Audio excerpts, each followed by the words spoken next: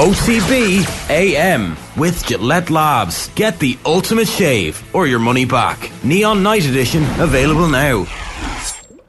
You know, that wasn't an All-Ireland winning performance. Probably should have won the game based on their second half performance. Is it a step too far to say it was the performance so far of the World Cup? Maybe not. OTB AM's performance rankings with Gillette. I'm scratching my head. That performances was just lacked that intensity. Well, sometimes form is function, and we're straight into the Gillette Labs performance rankings this morning. A very good morning to you. Hello, happy Monday. Colin is here.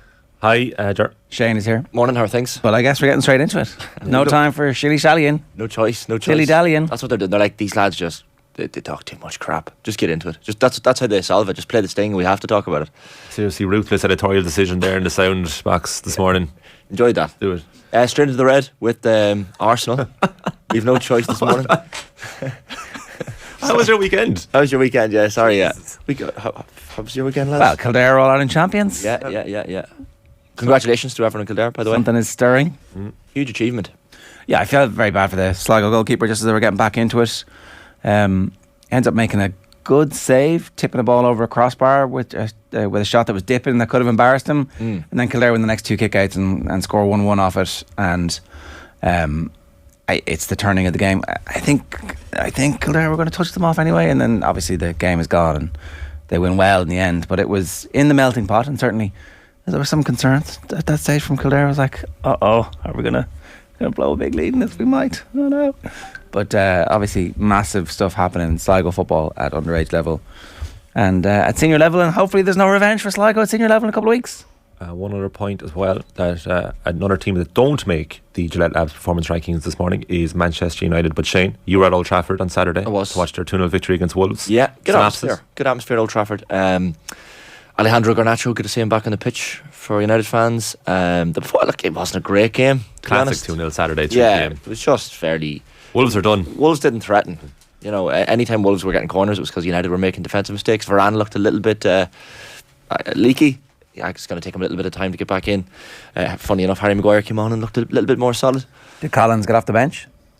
Collins did not get off the bench. Right. It's the problem with centre halves, isn't it? So rarely they come on unless tactically they won't come on. I had a dream the night before the match that Alejandro Garnacho was going to score, and then before the game I was like, maybe stick a little tenner on Garnacho to score. The teams came out and it was like, Garnacho's not starting. I was like, I'll leave it. 84 minutes on the clock. Garnacho's coming off the bench, and I said to my brother, do it. Stick a tenner on. He was 16-1 at that point. And sure enough, the dream became true. All right. So it was a nice little moment. I never knew you I really celebrated that goal. Andrei Kanchelskis so much. I loved Kanchelskis. Yeah. Wow. Mid-90s. That was the retro Shane jersey. had a vintage Kanchelskis jersey on. Have you ever had I saw on his Instagram, have you ever had other prognostication dreams? Are you Mystic Meg here? Is that what you're telling us? Well, the last two times I was over for matches, I called Casemiro to be man of the match in the Carabao final, watching in the pub in Manchester, and then I called Fred to score against Barcelona, which is fairly random. So these dreams just come to me sometimes, you know. It was only the second biggest thing you did this weekend in the sporting landscape. We'll get to that in Amber. We will get to that. Yeah, it was pretty important. Will we get into Arsenal? We'll get into Arsenal. Bottlers. Are we going that far? No, we're not going that far. Yeah, well, John Hartson did yesterday on Twitter. He's making the point that this is now becoming a bit of a habit. I feel like that's a bit harsh, isn't it? The game is a 38 game season. Have to be realistic. Arsenal have, for 3/4 of the season, been outstanding. Final part, they've completely choked under the pressure. Same last two seasons when chasing Champions League place. 38 games, not 30. I think he's right. You think so? Well, I don't know. I mean, yesterday was one of those games where it wasn't entirely smash and grab. I didn't get to see the whole game, so I didn't see the ebb and flow of it. I was watching highlights of it, and it was like chance. Oh, goal down the other end. Chance. Goal down the other end. Like, I mean, come on, Arsenal. I saw the ebb and flow of it because Ferguson was very good. I mean, top notch. I was into the WhatsApp group last night saying, like, I'm really excited because I think that was, and this is hopefully not too much hyperbole, I think it was the biggest game an Irish players played at club level since Caoimhín Kelleher in the League Cup final last season when he scored the winning penalty against Chelsea to win the cup for Liverpool. In terms of exposure, Super Sunday, mass audience, last chance for Arsenal to keep the title race going, and the number 9 for Brighton on the day was our own Evan Ferguson, and Brighton were outstanding. It's a pity he got taken off with about 20 minutes left, but he played a huge part in Brighton's very comfortable victory in the end. Standing on ankles and the whole lot as well. He was standing on Arsenal ankles the whole lot. Kenny Cunningham gave him a 6.5 out of 10. I thought he was, but he said he thoroughly enjoyed his performance. I thought he was very physical. You know, he didn't do anything spectacular or anything like that, but he was a handful for them, as was the general Brighton front line, to be honest, that Arsenal couldn't deal with. Found it interesting that Mikel Arteta took to apologising afterwards for the second half performance, which I didn't think was too necessary. I mean, these happen in games, but what he could apologise for is on New Year's Day, Arsenal had 43 points, and no team has ever not won the league from that position. So he could apologise for the second half of the campaign.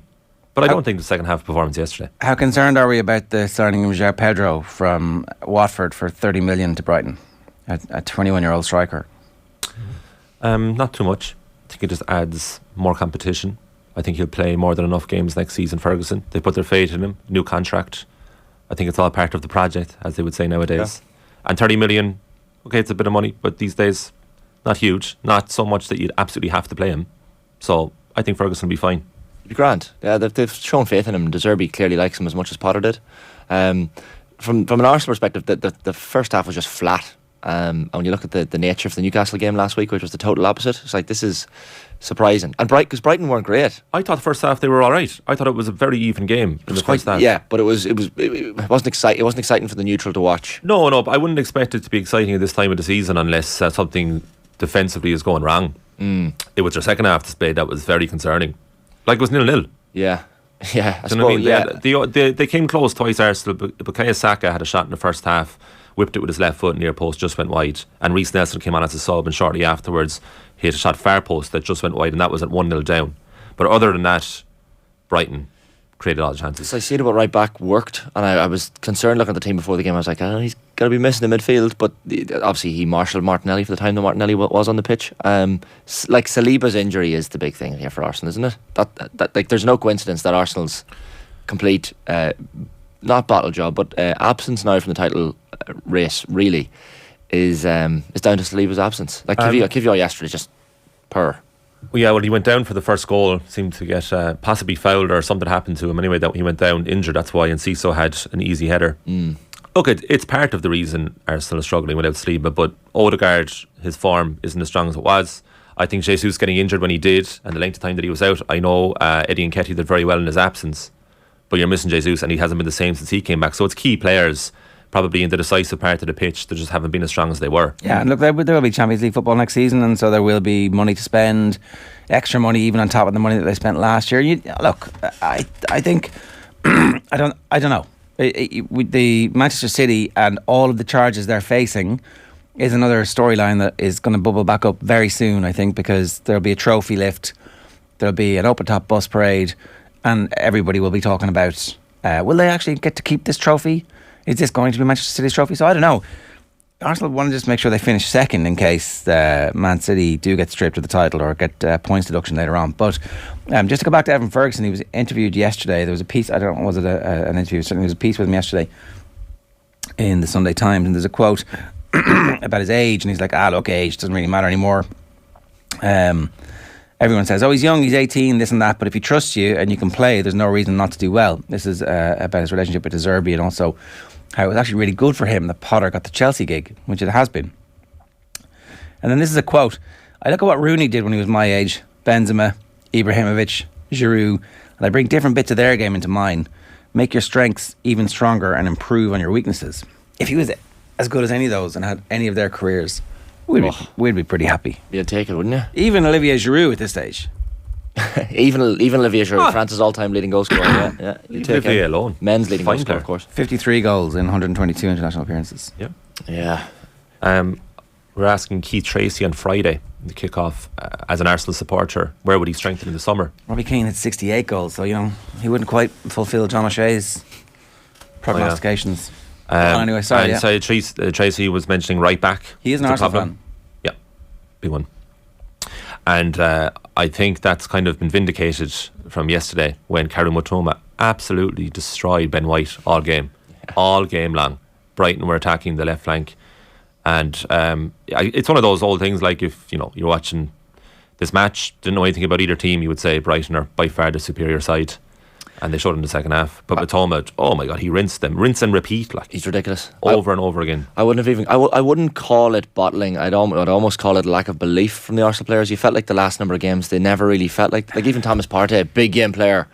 He's a big game player. The second half of the season, he's been I don't know why you're doing the mental gymnastics not to call it bottling. Like they bottled it. They had a winning position and they didn't win because psychologically they weren't strong enough. City won 11 games. City just stood on their necks. Yeah, if any lesser team in a title race than City, they would have won the league even if City had won all their games.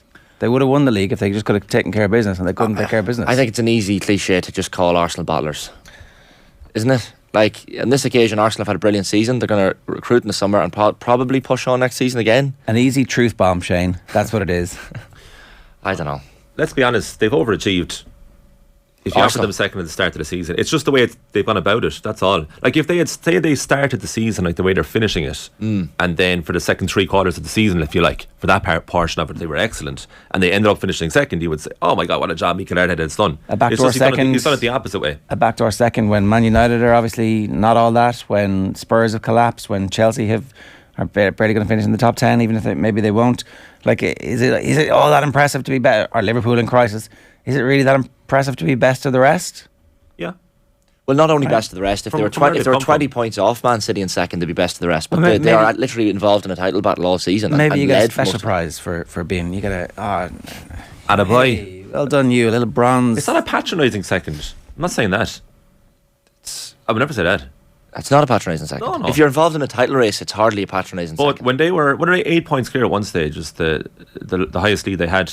And I just never believed that they believed they were going to win the league. Exactly. Because they're ahead of schedule. Yeah. But it's still, like, if they get better this summer, do you know who they can get? There is no schedule. Do you know who they could get? There's no schedule. Do you know who they could get?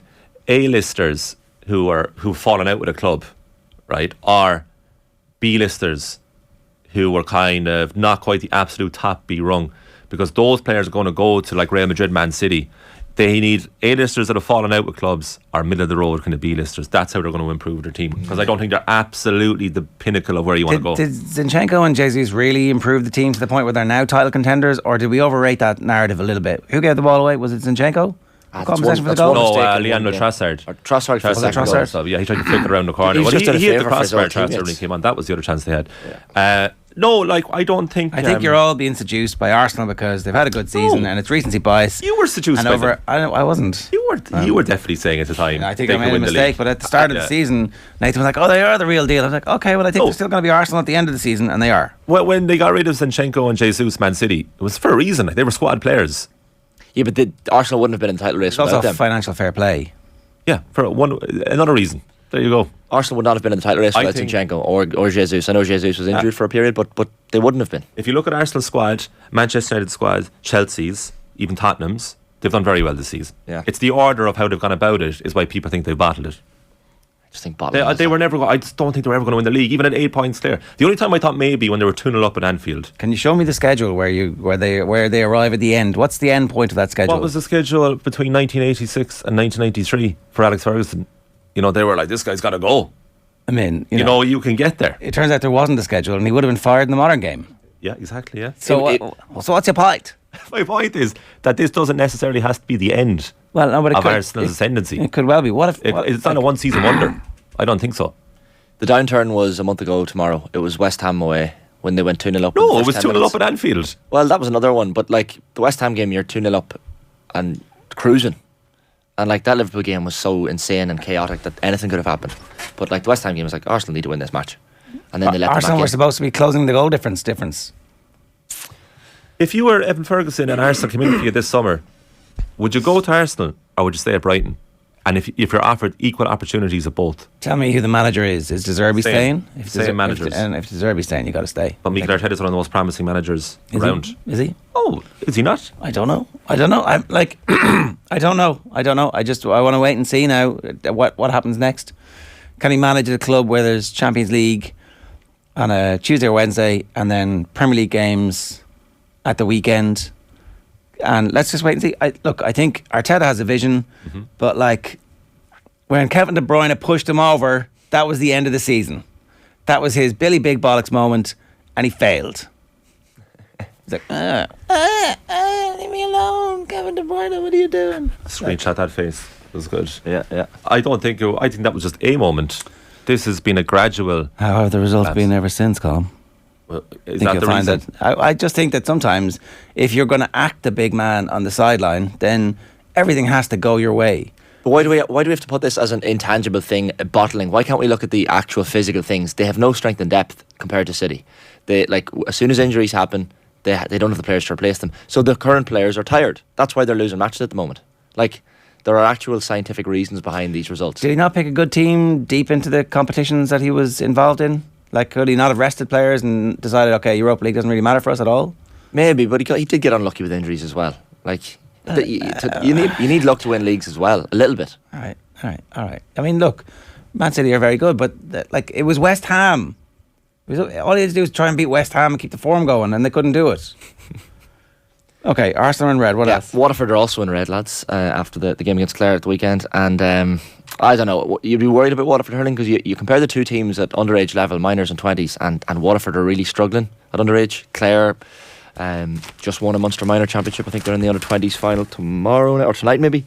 But Waterford had so many wides in the first half. They had the goal chance from Barron, but it was just not good. And you'd have to say similar to the Brighton as well. Clare didn't play like the best that they can play. So Davy Fitzgerald was understandably disappointed afterwards. I think he referenced the referee's performance as well and just wasn't happy with the sending off, the second yellow. The game didn't really flow. James O'Connor made that point on punditry with ourselves as well, that the referee maybe should have let the game flow. So from a neutral perspective, wasn't hectic to watch. But from a Clare perspective, you're backing up the Limerick win. So Waterford, I don't know. You're back to the well to play. Is it Tipperary, I think, next for them? Clare play Cork. So you'd be worried if you're a Waterford fan. They just can't handle this round robin championship in Munster. They don't know how to deal with it the last couple of years. Or would you be worried? The feeling I get from the Waterford supporters is a bit of apathy. They were criticised for their attendance at Páirc Uí Chaoimh against Cork. Yeah. A few scattered white jerseys amidst the red. And the problem as well, is their fight. Like you were saying there, Shane, they weren't too bad in the first half. There was only a goal in it at half time. They had 15 attempts to Clare's 23. And once again, Davy has to come out afterwards and defend his side, but very differently in the manner he did it after the Cork game, where he was very forlorn and deflated. Now he's coming out all guns blazing. He was speaking to our own Aisling O'Reilly, among a number of others, Jonathan Higgins as well, over the weekend after the game. And it was the message was, we'll be back. We're going nowhere. We're going to improve. But this, I think, goes behind Fitzgerald, the whole problem. Like you said, Shane, their record recent round robin, it's awful. Yeah. It's really horrendous. Just one win from 15 attempts going back to 2018. And that's 6 championship defeats in a row. That's shocking. One win in 15. They've got to 2 All-Ireland finals very recently. They were 3 points within Galway in 2017. They were a Mara Shanahan puck of the ball away from equalising. And look where they are now. Yeah, it was just a squeeze. That is Davy back next year? I think probably, but it's more of a question than you would expect. The thing about Davy is generally there's an immediate surge in the team, and that hasn't been the case this year.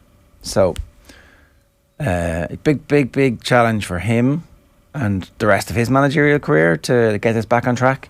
And also, what's Waterford's long-term plan? What's their medium-term plan here? Yeah, as I said, the underage stuff, it just isn't happening either. You could say if they were going well at minors or 20s, okay, it's coming, but it's not. It's really not in Waterford. There's just no pipeline at the minute. Yeah. That's respect to those underage teams, but they're just not pushing on like the likes of Clare at underage level. So that's an issue. It's also their senior players aren't pushing on, and it seems like they need a bit of a refresh, like Tottenham Hotspur style. Yeah. That a lot of those players have been there a while. They've no Milans or Shanahans in that squad at the minute that are just taking the game by the scruff of the neck and carrying the young lads with them. They have an odd mixture this year of seemingly lack of passion on a consistent basis, and also a poor defensive record. Everyone's talking about Limerick and the hurling, but they've had 4 players sent off in the league. They had Callum Lyons sent off as well the weekend for second yellow. And Ryan Taylor and Fitzgerald afterwards had no complaints about it. So that says to me that there is something wrong going behind the scenes, because you don't have the passion to fight, but you certainly have the passion to fight in the wrong way. We'll do more on Waterford hurling during the week. We'll come back to that. Yeah. All right. Move on so to Waterford in the red. So that's the red done. Arsenal Waterford, and we've got it was a big snooker match in here at the weekend, lads. What's this? Sorry, You probably can't even tee this up yourself. Oh, go on. What was it? Yeah, you can line up. You were there, I suppose, Colin, for the. You had hanging to be there. Yeah. I actually wasn't. I went for the match itself. I couldn't hang on. It was too long. We've B-roll actually. It was too long. We were practicing earlier on in the afternoon. 2 hours after I was supposed to go home. Do you know what I mean? Ooh. Do you know what I mean? Ronnie, not worth it. Ooh, exactly. What? Yeah. Oh no, I didn't want to get in the way anyway. And it was right that I This wasn't. is our practice earlier in the afternoon. Oh, that's you hanging around like a bad smell in the background there. Colin's That's during my time. Not dressed up. Jan Verhaas, the referee in the background there. He's just missing the white gloves. I faced Adrian in the first game. Yeah, Adrian, of course, sitting down, me telling everyone what I'm going to do, and then. Oh, you were all hanging around Ronnie like a bad smell, were you? Ronnie's not here. Oh, Ronnie's not in this one. Oh, okay. This is us actually setting up. Yeah, that was earlier in the afternoon. This is during the day, like. Okay. We do have a clip of that's coming up here. I'd just like to say, by the you way, couldn't turn the lights on for anybody watching on their tiny phone screen. Was that it?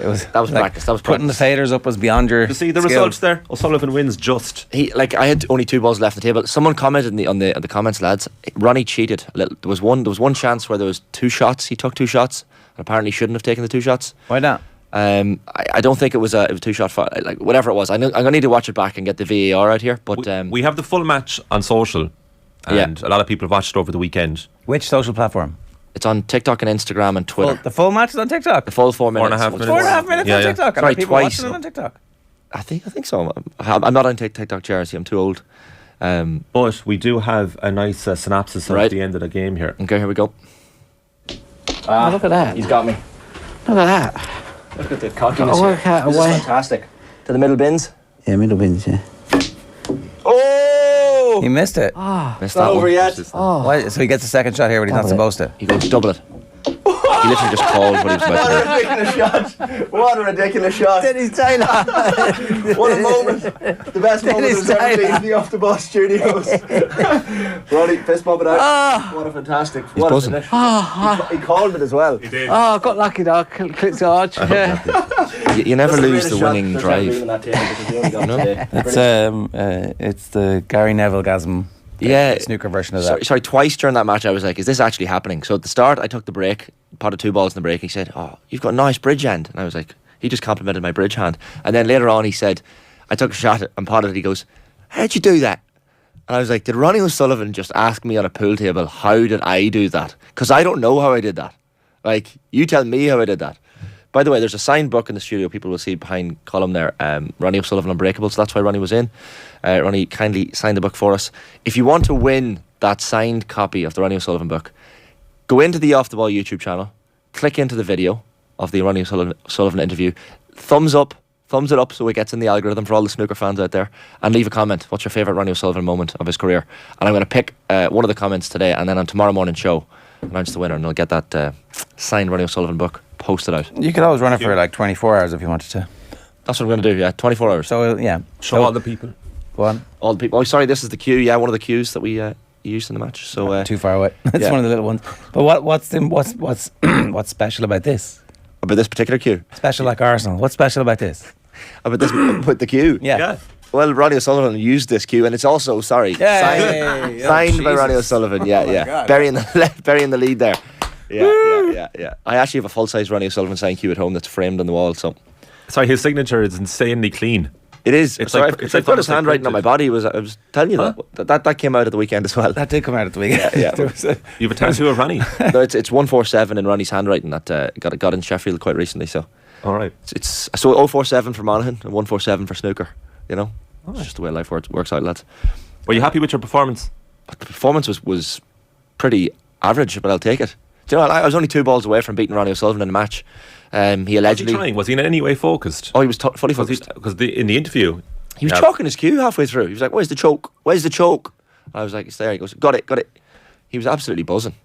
Because in the interview you had with him, he was on about his concentration. He never has a problem with it. Yeah, the interview, by the way, he was unbelievable for him. Just really, really honest, candid. 41 minutes. If you're interested in watching, that's available everywhere as well. During the World Cup in 2006, Garth Crooks gave a particularly interesting interview with Sven Goran Eriksson post match, and Eamon Dunphy famously said, "That's the first time I've seen sex between 2 men on the BBC." There was definitely a lot of fanboying going on in the middle of the snooker bit in particular. Oh, the snooker bit, there was the interview. There was obviously, it was full on interview mode. But if you're playing pool, sorry, I'd like to think if you were playing crazy golf or whatever with Tiger Woods, you'd be He'll be pretty much eyeing up his putting technique. I was like, I don't care if there's a tiny little cue. I'm watching everything he's doing so carefully here. He just has big hands, not a tiny cue. Do you have a sports person that you'd like to play a sporting event with? 'Cause that's one of Shane's dreams realised. There you go. Yeah. He obviously was very generous with his time. He was brilliant because he came in and obviously knew me from before. He was like, "Oh, we met 2 weeks ago at the Crucible." Well, I mean, you did point that out. Yeah, no, but we were talking about it beforehand. I met you here, and I met you here, and I met you here, and then you recognised me there. I was like, just in case. I was just reminding him of all the interviews. He said it outside. He said, "Oh, we spoke with Jimmy before, didn't we?" I was like, "Yeah, we did." With Jimmy White. So no, he was in great form. I have to say, very kind with his time. His entourage. Remind me who this geezer is again. Yeah, what's this guy's name? You won't answer me, will you? A sports person you want to play with?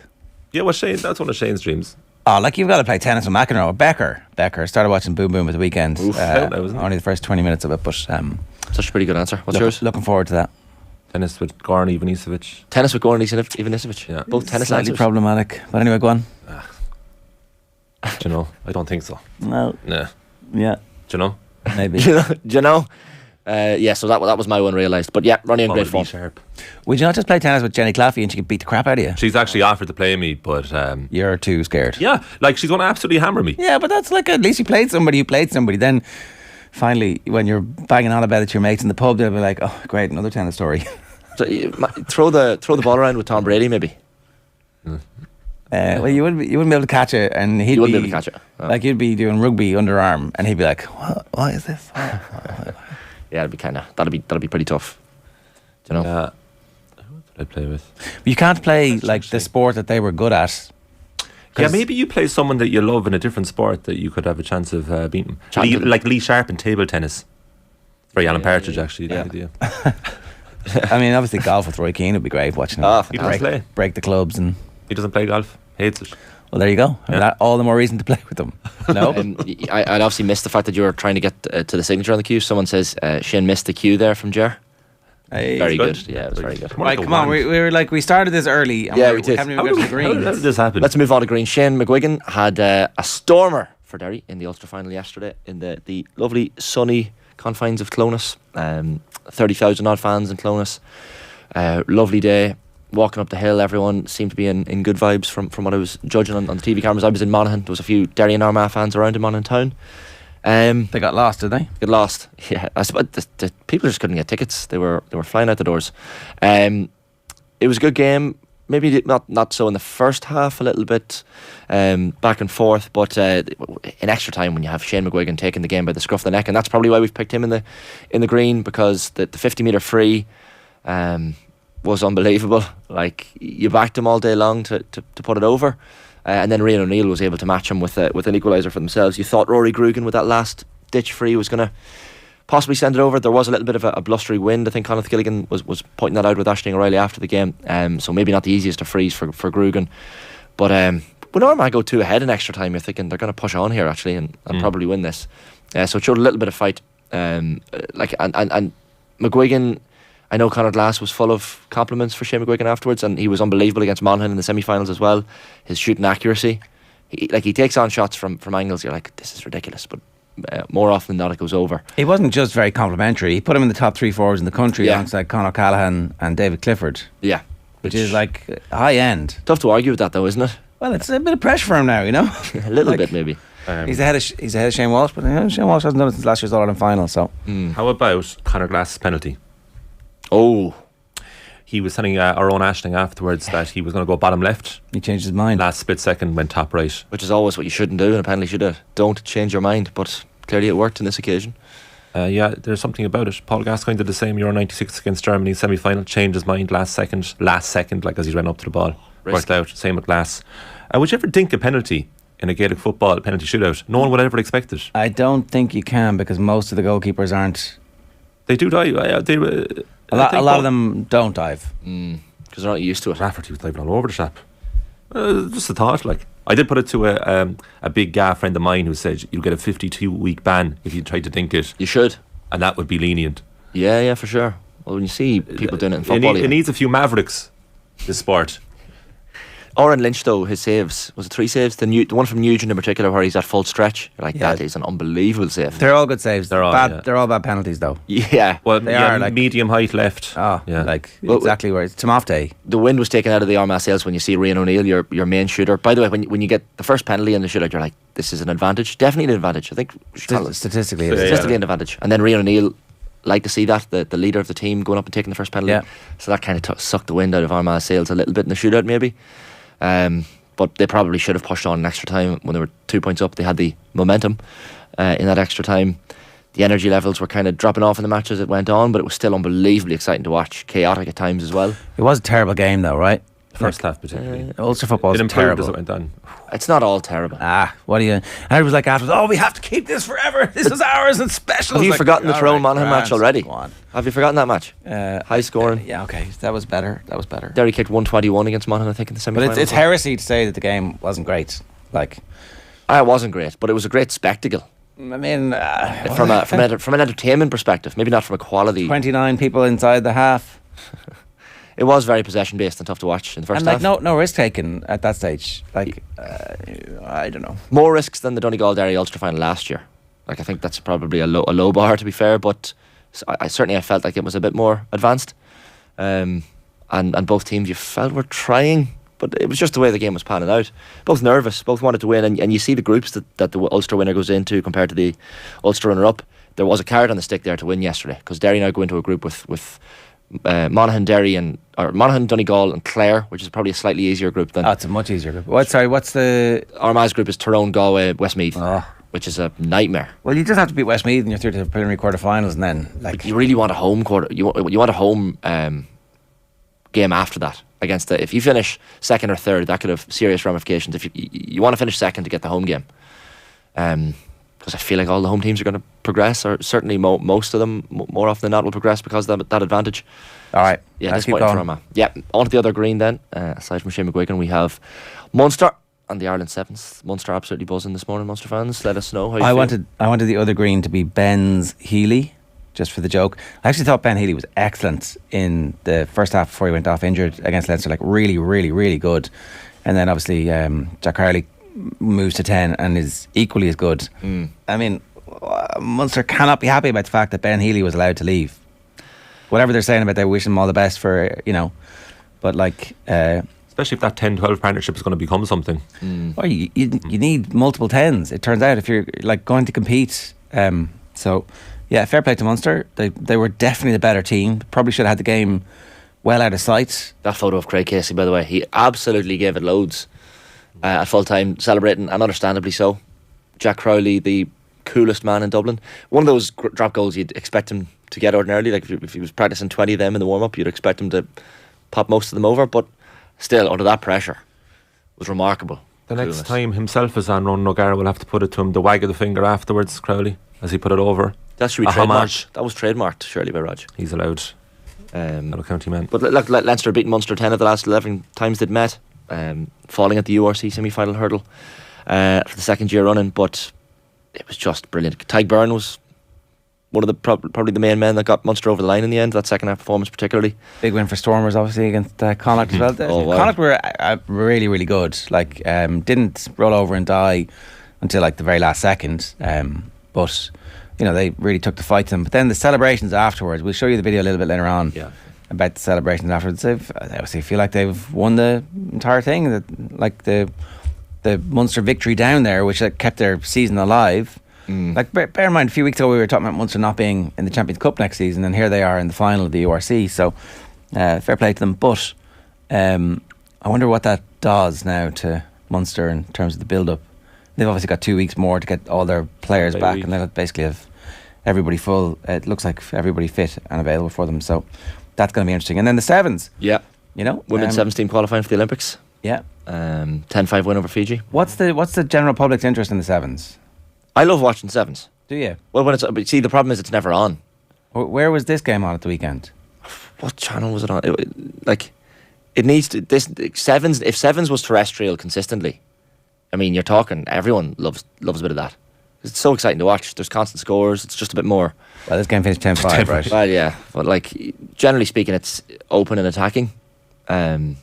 and seeing players who are so fast is just exciting to watch. Look, maybe it's the perfect TikTok sport. Maybe that's what the point of this is, and that's why it's going to be successful. I I'm not quite sure how it fits into the hierarchy of Irish sport. And look, fair play, congratulations. They set out to qualify for the Olympics. They've qualified for the Olympics, and when the Olympics are on, we might catch some of it in the midst of all of the other sports that we watch that are actually Olympic sports that we really care about. So I don't know. I mean, this was David Nucifor's grand plan. That and keeping Johan van Graan, we should say. He wanted to keep Johan van Graan, who clearly was like just this, terrible era for Munster rugby. There's no way they were beating Leinster at the weekend with Van Graan as coach. But that was anyway. Sorry, I digress. We'll put this to Quinny later on. The Sevens does feel like a rugby league or something, kind of the cult classic. But these players should be available for the inaugural World 15 Tier 3 campaign later this year. I suppose that's the problem with it, isn't it? It's clashing with the 15s. Yeah. And maybe now that we qualify for the Olympics, I don't know, because there's obviously funding that comes from the Olympics. So anyway, right. That's all. It was a big moment for them. It was brilliant for the team. They were completely delighted afterwards, and as they should be. And hopefully it does help to grow the sport and get more people into it. But it doesn't mask the fact that the 15s was the shambles that it was a couple of weeks back. So, right, that's this week's episode of the Gillette Labs Performance Rankings. OTB AM's Performance Rankings with Gillette. Now, a reminder, Braeburn Coffee is the official coffee partner of Off the Ball. Braeburn is coming to an Applegreen store near you. New Braeburn locations are popping up every month. Visit applegreenstores.com/Braeburn to find your nearest Braeburn coffee experience. After the break, we're talking football with Nedum Onuoha. First, the Saturday panel discussed Frank Lampard, the manager. Does Lampard go down as like one of the worst appointments ever? Because like it's not even Lampard's fault. It's not. But it's just like what was the logic in that? Steve Staunton as well. It wasn't the best. But it was in fairness to Stan was relatively unexposed as a manager, whereas Lampard is exposed as not being very good as it is. He's not. He's been exposed as being a bad manager actually in the knowledge that we have of him. And you bring him into Chelsea, which is a massive job, and they're in the Champions League. But I can understand why they did it, because they wanted to appoint a full-time manager, which is probably going to be Pochettino in the summer. So they wanted somebody to be in a holding position. Why Lampard? Just because he played with them? Was it not James Corden's decision? Have I read the news? Have I read the news wrong? It was like, Corden, who are we going to go for here? It's like, I flick through my phone book and who do I find? Lampard was probably like, what? Me? What? I don't know. Like, it's hard to take anything. If you're offered anything good in life, it's very hard to turn it down, Johnny. I'm not giving out about Lampard, but like, how can a club be run in a way that you've so much on the line? Because the Premier League is a shiny toy for people with a lot of money and not an in-depth understanding. Say what you like about the Saudis, but like Eddie, like Howe is an extremely good manager. Like, and Newcastle are absolutely. No, but it seems like they've just told Amanda Staveley, go and run it there, and they brought in one of the best guys, Dan Ashworth, is the technical director, who was at FA in Brighton. And they've said, okay, let's just let this be a slow burn rather than spending $7 billion out of on transfers. Nothing to do with the government, of course. No, you can't actually say what you like about Saudis in certain places. OTB AM, the Sports Breakfast Show from Off the Ball. Have you subscribed to the OTB Football Podcast? I'm really concerned. It's not been wise of the European Club Association to say it like that. There's players that do not have any football for 11 weeks. If you would only release them on the 10th of July, with a 10-hour jet lag going to Australia, you can put the ambulances next to the stadium to transport them to hospital with ACLs. Subscribe now to the OTB Football Podcast stream wherever you get your podcasts, and download the OTB Sports app. OTB AM with Gillette Labs. Get the ultimate shave or your money back. Neon Night Edition available now. Right, I'm delighted to say Nedum Onuoha is with us to talk about basically Man City winning the league at the weekend. Nedum, right, that's it. Stick a fork in it. It's over. It certainly seems that way, yeah. And I wasn't really expecting that result from Arsenal, but I think from a Man City perspective, you'll definitely take it, yeah, for sure. We'll talk about Man City for a few minutes before we get to Arsenal, because a lot of times they don't actually get the credit for being so brilliant. Like Ilkay Gundogan's finish yesterday for the first goal is absolutely sensational. Yeah, it's amazing, yeah. And just that sort of the ability to think that quickly and to be able to execute as well. Because once he's taken the touch on his thigh, like nobody believes he's going to get a shot off, which is why I think Pickford himself ends up not getting anywhere near it, because it's not normal to see somebody in that position that then goes on and sends it into the corner. But he's been such a good player for Man City. I'm personally a bit devastated if he leaves in the summer, because he's done so well for them across the last few years. And also, of all the players, at Man City, they pick their captain, and Gundogan is their captain. So the fact that he's stepping up at this point in the season says a lot about how good he is and how much the club respects him as well. I didn't realise that the players actually pick the captain, do they? That's right, yeah. And no matter, there's Ruben Diaz, there's Kyle Walker's, Kevin De Bruyne's and so on, but Ilkay Gundogan is Man City's captain. That's interesting, because it does feel like he's getting better as he gets to this stage of his career, that the physicality and the athleticism that he had has not waned significantly enough, but that his influence and his knowledge and his just the experience, he's kind of, it feels like he's still cresting. Now, at some point, it's football, so obviously time remains undefeated. Are they getting rid of him a season too early? I don't know. I think there's an issue somewhere in terms of negotiations, because from what I gather, it seems like he wants to stay, and it seems like Pep Guardiola wants him to stay, but the club probably have a different sort of view on it. So maybe it is a year early, but then, I don't know. You never know what the future looks like. And as I say, it would be a shame to see him leave. And you're right in terms of the way he's playing. And I think as well, for some of these players, I think there's him, De Bruyne and the like, for as much as they're doing really well on the field, I think they're also doing like coaching badges and stuff as well. So that means that when they're on there, even though they play in the game, they also see it slightly differently, because they have to sort of teach people how to do it as well. So young players around them, they're almost being coached as well as being played with. So players like that, if you can have them on the field, I think it goes such a long way. And, to make it clear, he's a German international and has been for a very, very long time. So clearly his ability is there, his understanding is there. And, come the end of the season, if City win the league, or if City win a treble even, like, he's going to be the guy that's lifting all three of those, which says a lot about him as a person. Yeah, 100%. The other thing is that they were able to rotate a little bit with the game against Real Madrid coming up. Did they rotate enough, do you think? Was it, obviously coming off a 3-0 win like that, everybody's going to feel pretty good about life. So notwithstanding that, are they in a great spot now for the Real Madrid game with the results at the weekend, I suppose, is the best way of asking this question? I think so, yeah. I think for some of these games, when you make the rotations, you want to finish the game with a good result and see everyone in good health. And as it stands, it seems like that's what they've got. I think one or two people probably sort of pushing for places for midweek, but I'm sure Guardiola knows what he needs from that game itself. And ultimately, it checked a box. They went to Goodison. It wasn't easy throughout, even though the result make it seem that way. And as I say, they've got that winning feeling. And then they were blessed with watching Arsenal the game after, drop points, so that, this could be a very, very significant week for them. But now the focus will solely be on Real Madrid.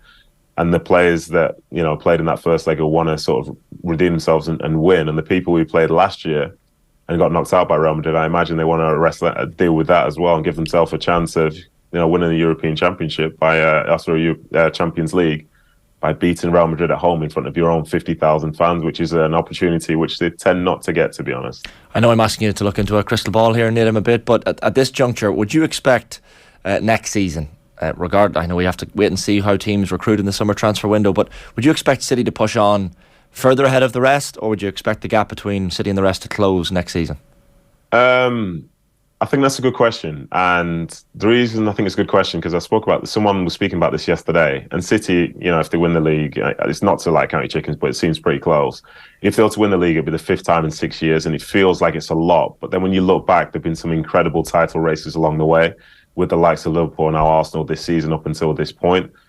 So in terms of them being miles away from the rest, I think the rest it's dependent on who we're speaking about exactly. I think there are some teams that, I would say they've even underperformed for what they believe they should be doing. And that goes regardless of whatever City or Liverpool or Arsenal have been doing throughout that time. So I think they'll look to sort of recruit to keep the machine going forward. But I think even when we look back at the seasons where it's City versus Liverpool, essentially, there's like 1 point, 2 points, 3 points between the two of them after 38 games, which essentially is just one bad result in a midweek that could really sort of define it as such. So for City, I don't know if it's a case of kicking on. They'll try and continue with what they're doing, but there'll probably be new faces if some guys are leaving. And as a consequence, is that time to adapt the belief that they want to go and sort of do everything they can and win everything that they can. But I think teams like Chelsea will be better next year. I think Liverpool will start better next year. think Spurs will try and push on again with the new manager. Then you've got Newcastle potentially trying to kick on, Man United hoping to kick on. So this idea of kicking on, it's all relative because all those teams around you as well will inevitably be getting better. So to even be able to be in this position where you can get potentially 90 plus points again, I think it says a lot about them. But I think, as I say, the Premier League will be harder again next year. There's also the point about the case that's happening at the moment and what impact that's going to have on either a points deduction or whatever the ramifications. There might be no ramifications, but there may well be some, and that's the great unknown. In football and the people you talk to, is that a topic of conversation kind of that hasn't really just been aired publicly? Is everybody chatting about it, or have we kind of parked that for now to wait and see? I don't think it's a case of it's been parked. I think when it first came out, it was in the 24-hour news cycle. It's a big topic. But the fact is, and the underlying issue is the fact that it could be a very, very long situation. So as a consequence, we were speaking about stuff which most of us didn't really know in terms of how it's going to be dealt with. And we don't know how long it's going to take either, but it felt like it was something that was in the now. It's going to be dealt with straight away, almost like a red card suspension from a weekend or something like that. So I think when you don't really have the information or the power to be able to dictate what happens next, it's a tough thing to continually talk about. And when you do get more information, I think it does become a bigger conversation as such. But overall, I found it very tough to talk about because I don't know. And even though I sort of represent City to a certain extent now, as I say, I don't know. And I can speak to people within the club, they don't know. Some people believe that they'll be fine. Some people from the outside believe that the world is about to just come crashing down on them. But again, it's just one of those things. I can't tell you anything because I really don't know. Yeah, and I think the point you make about it being so far away, it feels like it's so far away that it is difficult to kind of put any current relationship between what's happening with what might happen down the road. So look, that's all fair enough. Let's talk about Arsenal. The question that we've been asking is, are they actually going to be better next season? And there's a concern, I suppose, that Arsenal are one of those teams maybe a little bit like Leicester, who had a couple of great seasons and nearly qualified for the Champions League. Obviously Arsenal will be in the Champions League next season, but that there's no guarantee that they're going to be the second best team in England next year. To your point about everybody getting better and everybody investing this year, we know Pochettino's going to be in at Chelsea, so we can expect them to be good from the start. How will Arsenal feel about the opportunity that they've missed this season? I think that's a good question because it will depend on which sort of Arsenal fans speaking, because there'll be the ones who will know that halfway through the season they had 50 points and as a consequence the league title was right there for them. I think it was after game week 29 they had an 8-point gap over Man City, and you'd think with so few games left that would be enough. And it wasn't even supposed to get to the point whereby a game against Man City at home would be defining. Away would be defining, because they still had other games which they could have won themselves. I think they were nearly perfect in that first half of the season. And so, it wasn't a case they were chasing someone down. They were the front runners. So when you then essentially fall away and potentially finish the second half of the season with maybe 37 points after having 50 in the first, that is cause for concern. I think you'd look at some of the issues they've had in terms of, say, personnel dropping out and a dip in form, managing some of the bigger games and some of the bigger moments, managing a lead. But I think they will strive to get better, and I think they've got more opportunity. Looking at the Champions League, they'll probably try and recruit to sort of suit that need. And ultimately, I think for as good as, say, a starting 11 has been for them, maybe 12, 13 players, it seems like the depth hasn't really been there overall in terms of consistent performance and sort of trust from Arteta as well, because overall throughout the league season, he hasn't really tried to change it that much. And I think that probably says a lot, whereas you look at Cities and other teams when they've been doing well, they do like to rotate things just a little bit. So I think they'll try and push on next year. I'm not sure exactly what that looks like, but the fact is it's been such a good season for them. But as they walk away, they leave with the place in the Champions League, and that's it. And that place could have been gained by finishing fourth as well. So it's a lot of points to achieve that goal, and to have not been in something later in the FA Cup, the League Cup. I fancied them to win Europa League as well. I think there'll be a huge sense of disappointment, but then they have come a long way since that last year. But, you need to take a step back to really see that. And in the moment, it's hard to not be emotional and say that it's been a disappointing month for them. The words bottled that were being thrown around a little bit yesterday, Nedum, in relation to Arsenal. And look, I kind of almost feel like it was maybe just a lack of belief that they could go on and win the league with Man City being the team they were up against in the race. Is there a mentality thing there? Is it harsh or fair on Arsenal to use that word bottled? I feel like bottled is aggressive, especially when it's across a series of games. And in some of those games as well, like the Liverpool game, like the West Ham game, they were playing particularly well. But like the two keys, like you're playing away from home in the Premier League in the final third of the season. And as a consequence, like strange things happen. And, you know, this isn't necessarily a home and away thing, but like we just saw Brighton dismantle Arsenal yesterday, but they got dismantled by Everton a few days earlier. At this point in the year, there's a certain skill to be able to just manage those games, manage those moments, and just win football matches. And I wouldn't necessarily say they've bottled it, because it's also taken Man City being essentially perfect for the last 2-3 months, which is an unrealistic thing to sort of perceive the sort of football world through, if you know what I mean. Like City, as I say, they've been nearly perfect. In other seasons, Arsenal, if they finish on 87 points, you're in with a good chance of winning a Premier League title. I think given the way things were going, they could have finished on 90 and not won one. And that's the reality of the situation at this moment in time, when you have to be so good at this point. But I don't think, do you know, it's tough because I know what people are thinking. It does sound very clear like they bottled it because they had a lead and now they don't have a lead. But I think it just shows how difficult it is to actually get across the line. And I think more credit needs to be given to Man City and other teams that have won the league in recent years, because there is a fine art to be able to get across the line. And unfortunately for Arsenal, they haven't had it this year, but then they also have the second youngest squad in the Premier League as well. So should they know how to do it when essentially most of these guys haven't been there before? John Hartson was on Twitter yesterday making the point that it's a bit of a pattern for the last 3 seasons. Last year they were trying to qualify for the Champions League in the previous year. And so he does use the word choked under the pressure. I guess that's the concern if you're an Arsenal fan, is that you get so close, so deep into the season, and then whatever it is, maybe it's just squad depth, but perhaps it's also the manager's treatment of the season. I don't know. It does feel as if like the goal becomes attainable, it's right there for you, and they can't manage to get over the line.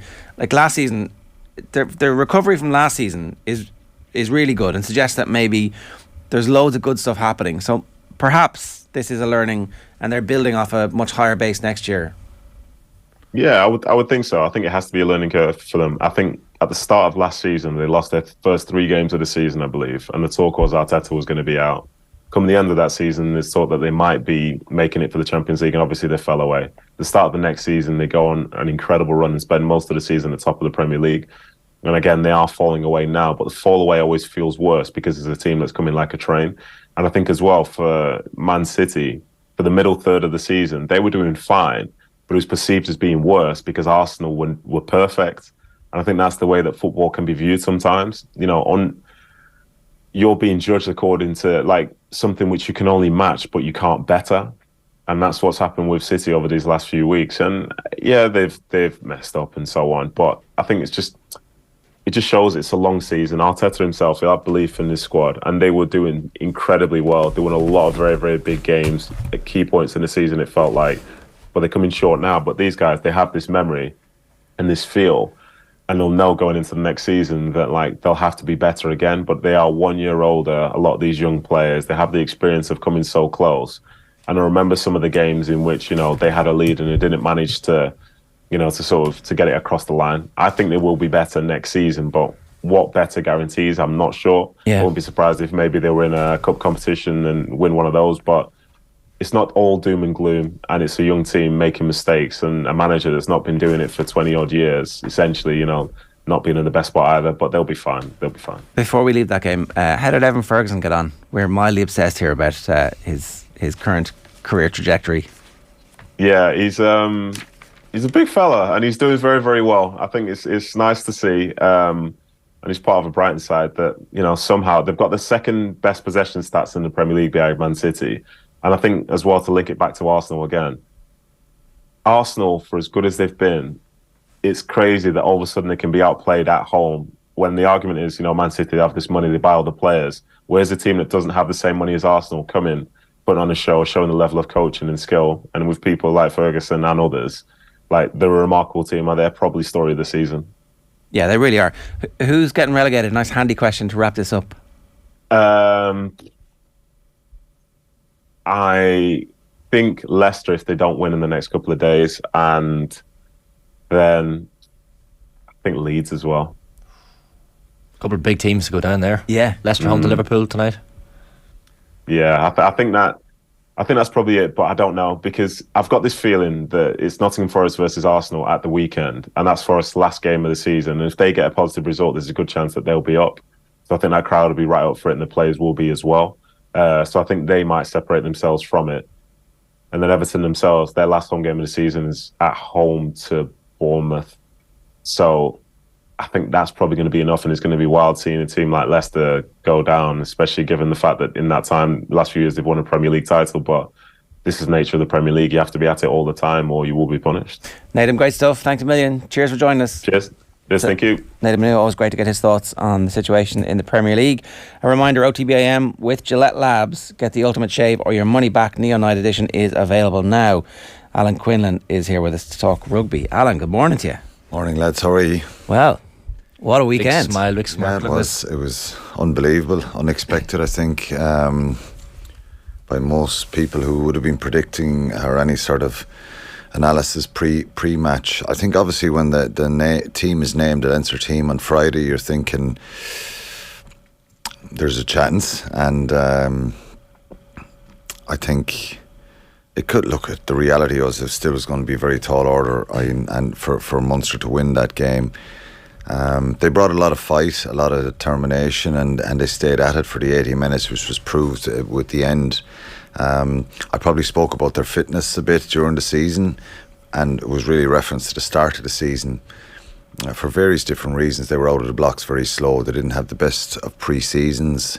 The Emerging Ireland Tour affected them early on in September.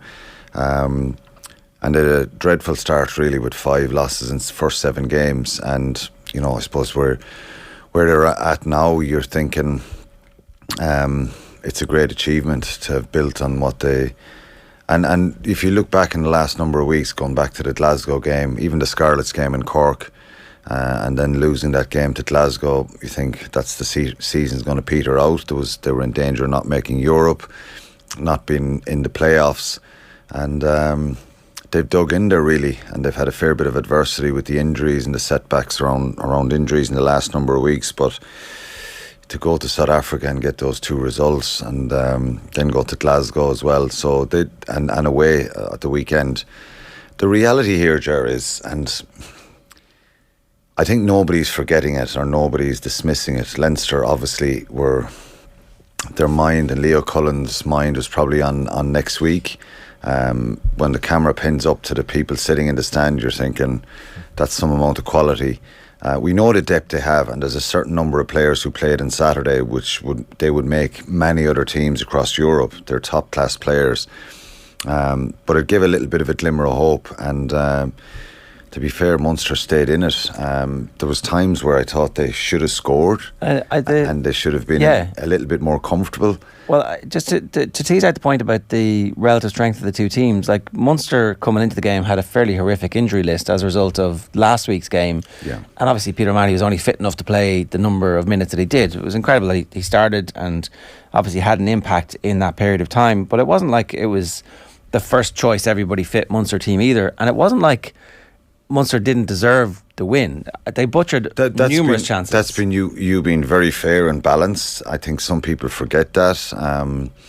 You know, there's no doubt Leinster are ahead of the other 3 provinces. That's just a reality with their depth. So for any other team to lose 4 or 5 starters, Andrew Conway isn't around either. You know, he's an international winger.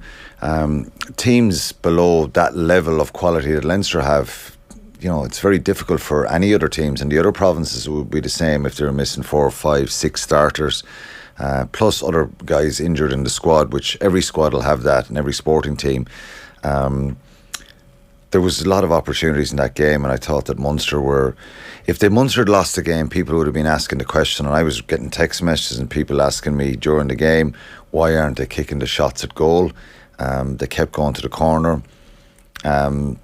If it works out, and I say this in commentary a lot, if you make the decision of a kickable penalty and kick to the corner, it's only right if you score the try. It's the correct decision when you score, and then if you don't, you're going to go on opportunity lost.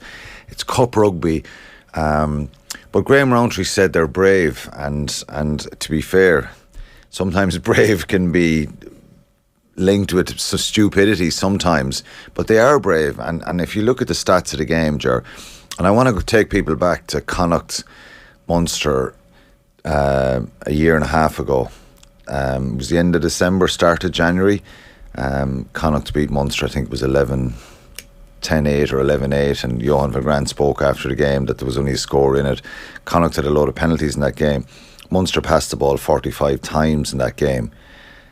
And that was the stuff that really kind of was lost, that it was so frustrating to watch a performance of a Munster team going to, and that's, I've been respectful to Connacht, but going up and playing that type of game where you're trying to contain and you're one-out passes and you're kicking the ball away.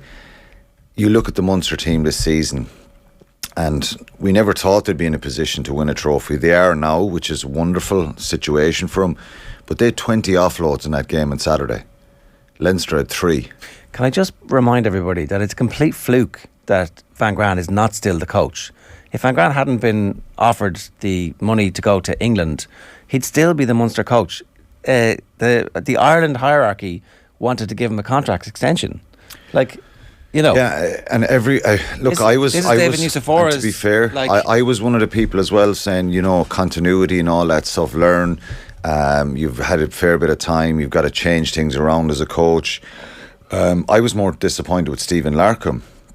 You know, this wonderful attack-minded player when he was with Australia. Wasn't the boss. The buck stops at the boss, right? Okay, it does, but the attack, he was in charge of attack, and Munster's attack, there was glimpses of it in certain games, but too often it was kick the ball away and try and, you know. Van Grant seems to be like a lovely fella, and all the people down there, gentleman, really rate him as a person, but as a coach, and that's all we're talking about here. This isn't an attack on his person, but as a coach, the rugby was turgid, and it showed no signs of this.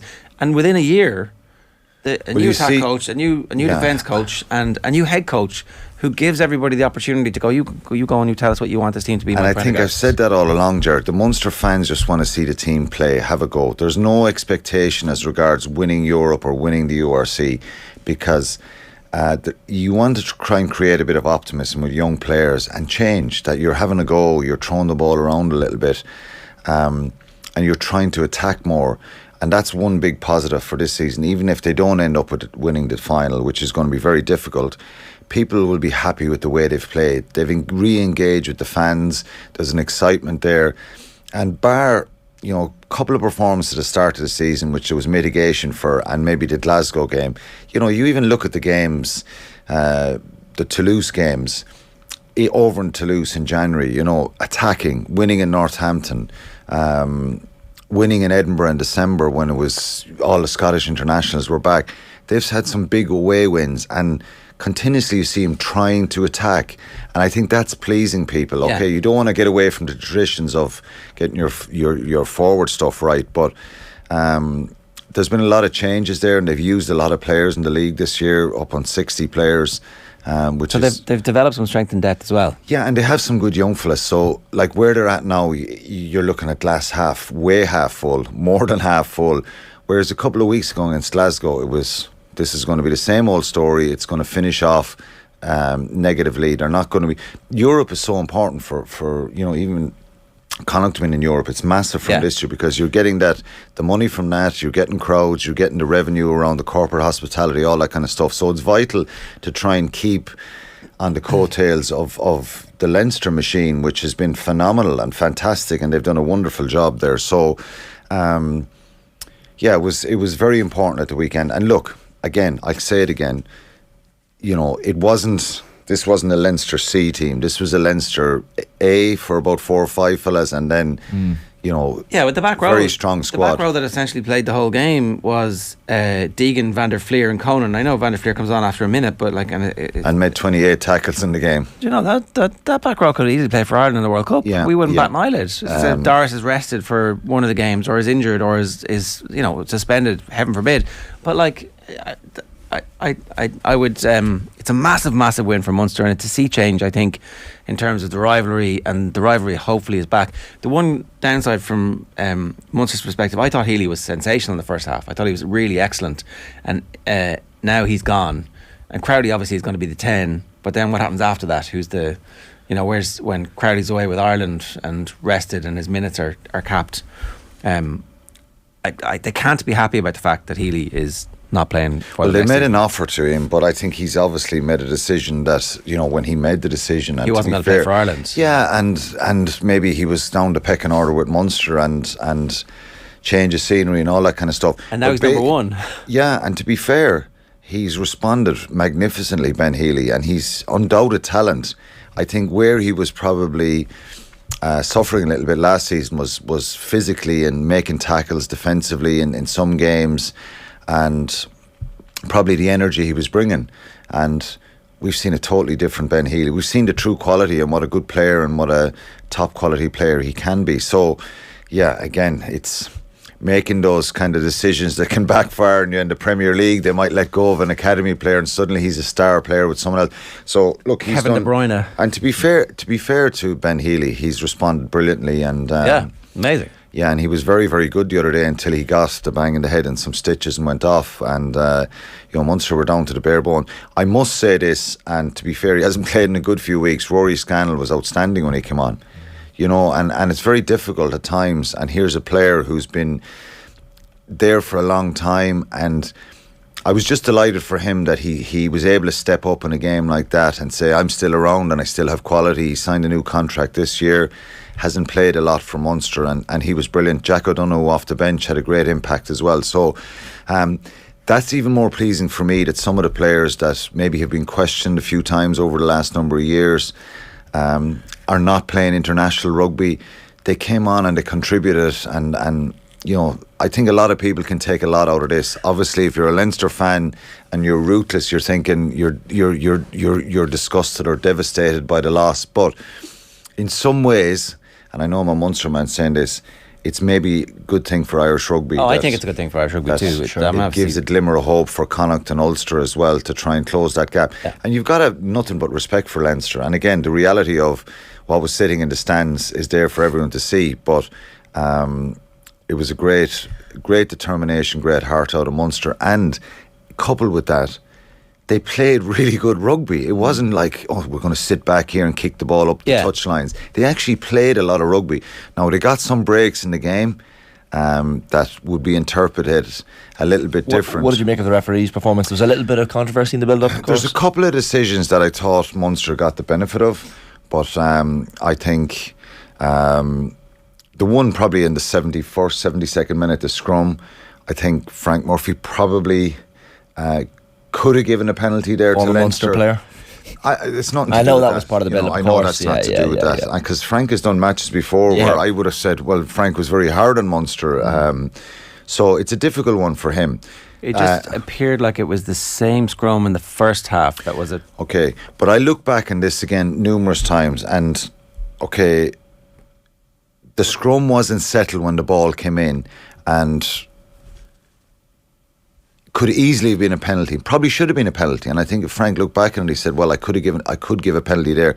But if the scrum was moving around, it was never settled. So he interpreted that.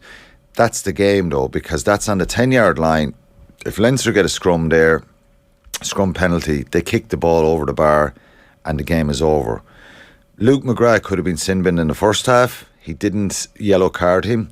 He had made a tackle on the ground previous to that on Jack Crowley, which was a penalty. A couple of minutes later, his hand is out, where Frisch potentially gets the ball. There is cover coming across.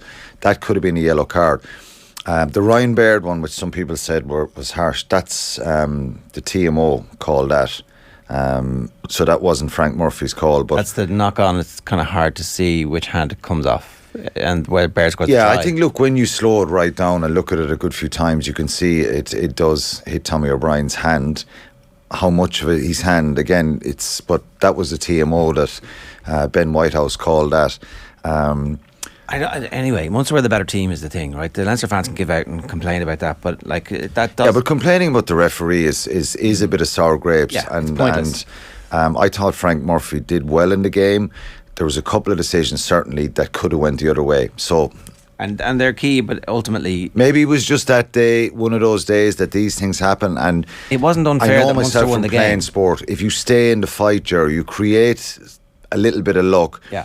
At times there was both sides infringing at breakdowns. Penalties could have went either way. Very harsh lesson for those Leinster players. But if you look at the amount of tackles that Leinster had to make in the game, it's phenomenal. 246 tackles. When do Leinster have to make that many tackles?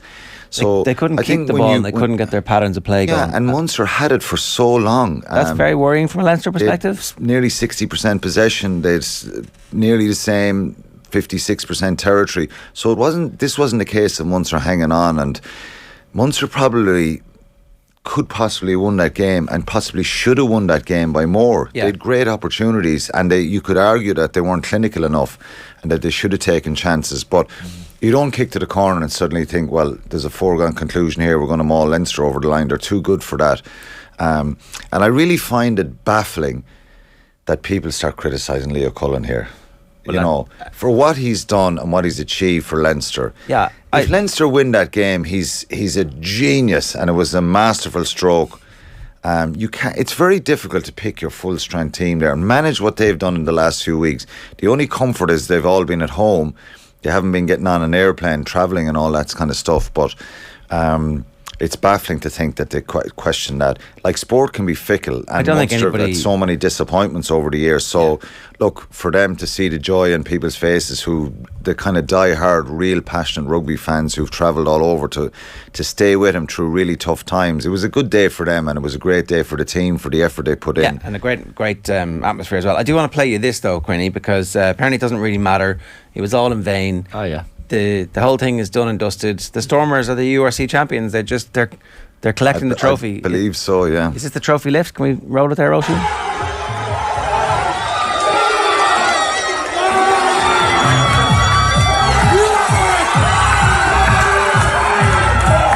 That's them watching Munster kick the drop goal.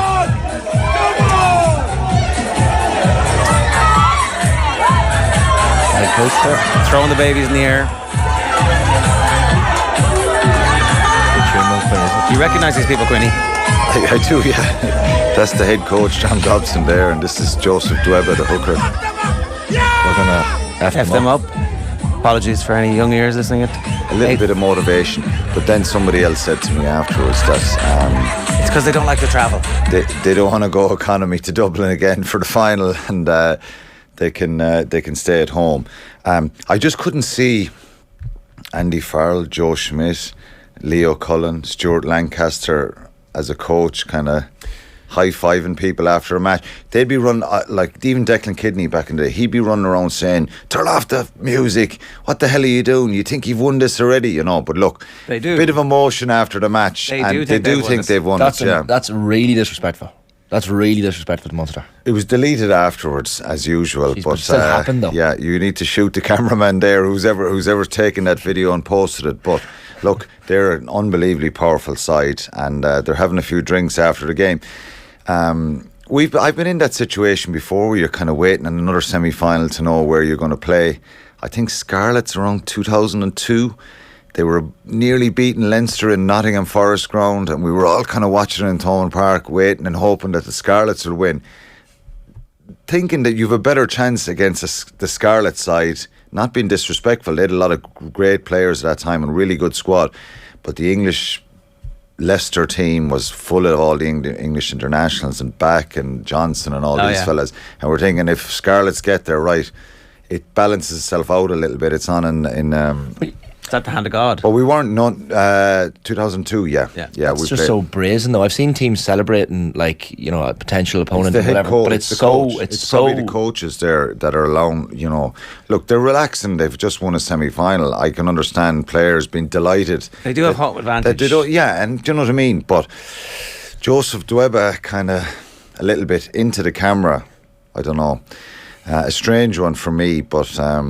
It will be a mammoth task for Munster, but they'll have players back now, and they'll have a chance, a real good chance. Connacht and the end of the Andy Friend era came to a suitable end down there, where they absolutely took the fight to them, scored some brilliant tries. Their backs were astonishingly good and creative, and they're just a little bit underpowered when it comes to this level of competition. They didn't manage the game, Ger. That'll be the frustration when they look back at it. Territorial kicking, exiting out of their own 22, mistakes. kicking penalties down the touchline. Jack Carty kicked 2 of them dead. Really frustrating for I think, because they really asked a lot of questions of the Stormers. They controlled the ball. They held on to possession for such long periods. They were incredibly brave in what they were trying to do. But then naive in other situations where they kicked loosely. It was a mixed bag as regards managing the game as regards the effort and the commitment and the intensity around what they were trying to do, the way they responded after going 8-0 up, and then they were they're 24-8 down. You'd think the game is gone. Conor Oliver scores that try just before half time, and I thought, yes, that's it. It gives them a real lifeline going into half time, and then they come back, score another try, and it's 24-20, and that's it. You need to just shut up shop a little bit here, be tight in defence, be a bit practical in your approach, and get down there, kick a penalty, bring it back to a point, make them nervy.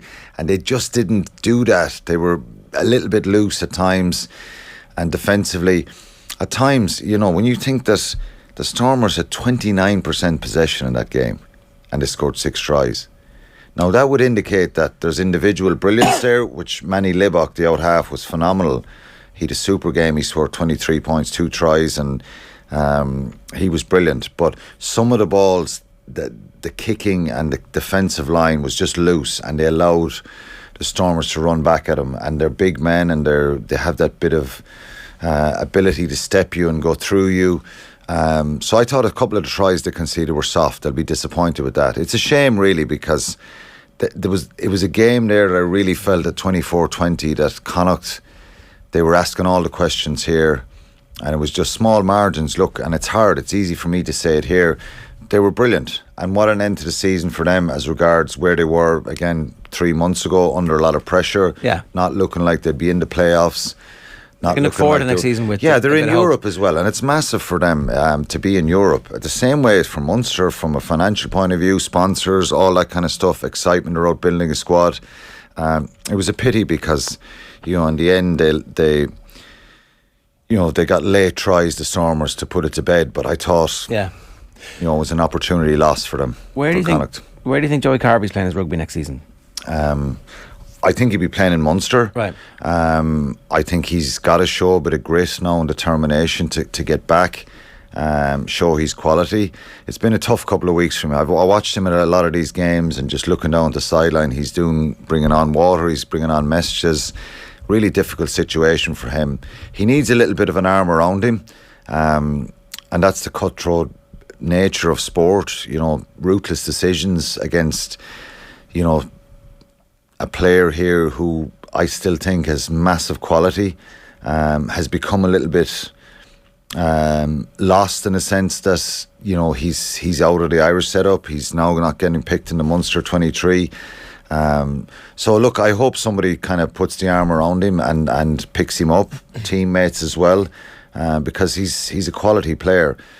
I think going away, I'd love to see a fight out of him now to say, right, okay, it is what it is. I'm going to have a really good pre-season here, get myself right again, and try and reinvigorate himself. Going away, obviously, sometimes a change of fortunes, if you're not getting picked, can help, but I'd love to see it. There'll be plenty of opportunity for him to play next season for Munster with Jack Crowley in the Ireland squad, because Crowley now is absolutely going to be in the Ireland squads. Like, if you're picking an out half from the performances at the weekend, maybe Healy's slightly ahead of him, but obviously he goes off, but Crowley's ahead of his Leinster compatriot who he was up against at the weekend, and Frawley as well, probably.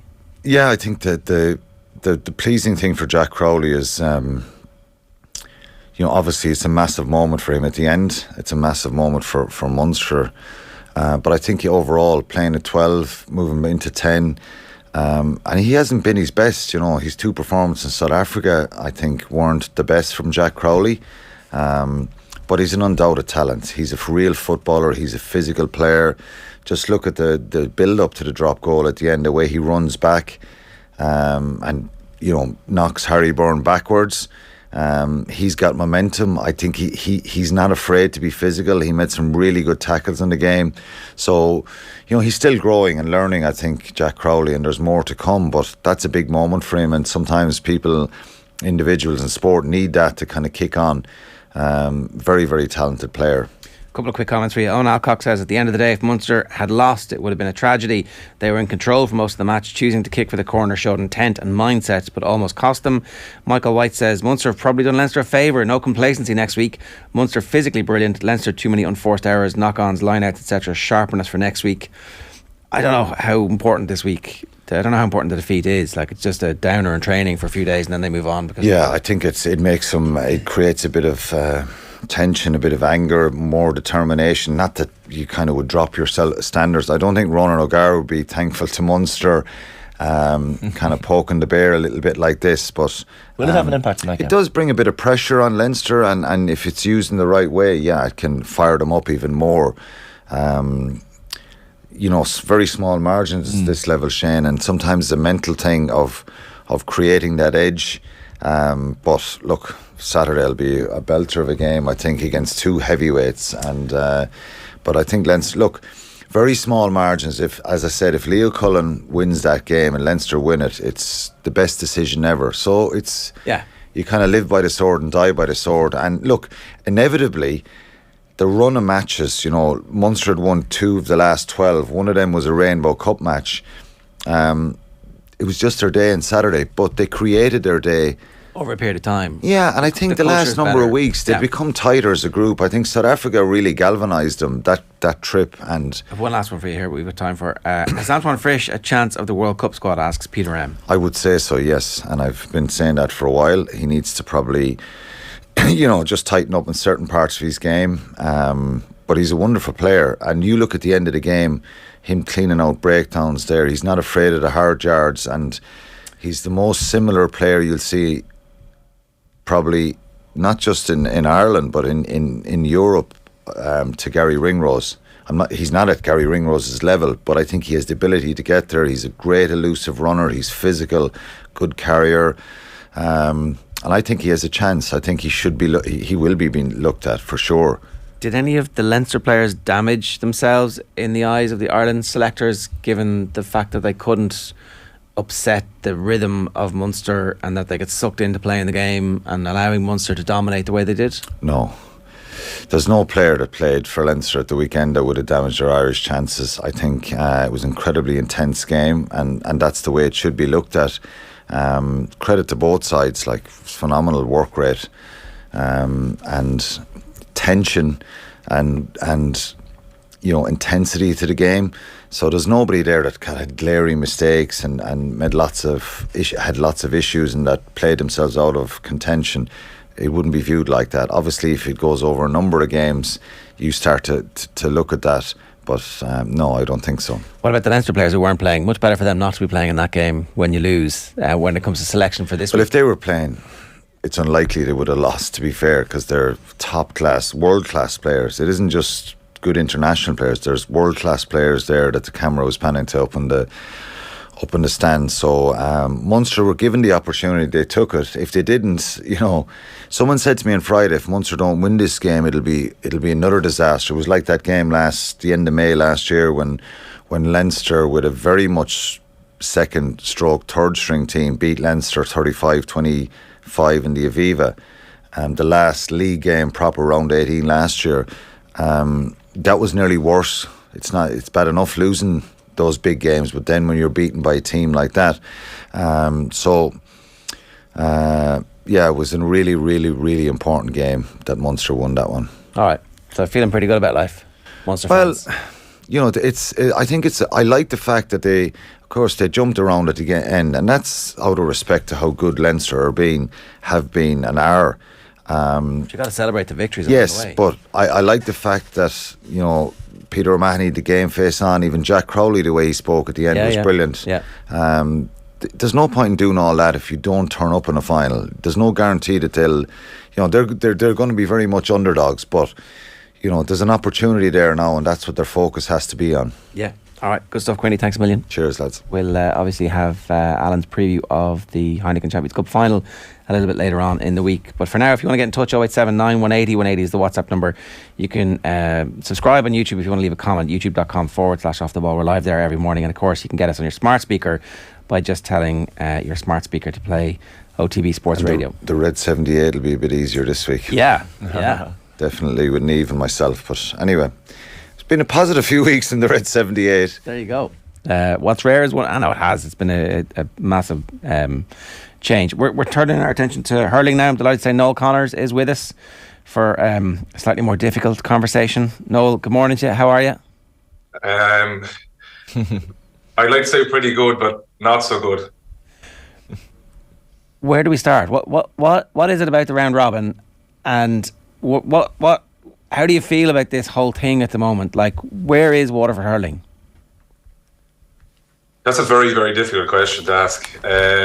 It's so hard to know, and it's not just something that has happened since the round robin. I think that we've struggled for quite a large period, particularly underage, and obviously if your underage structures aren't in place, it's very, very difficult then to transform those guys coming through development squads into senior squads. It's challenging enough to do it with really good structures in place at underage, but it's a hell of a lot more difficult when you don't have that underage.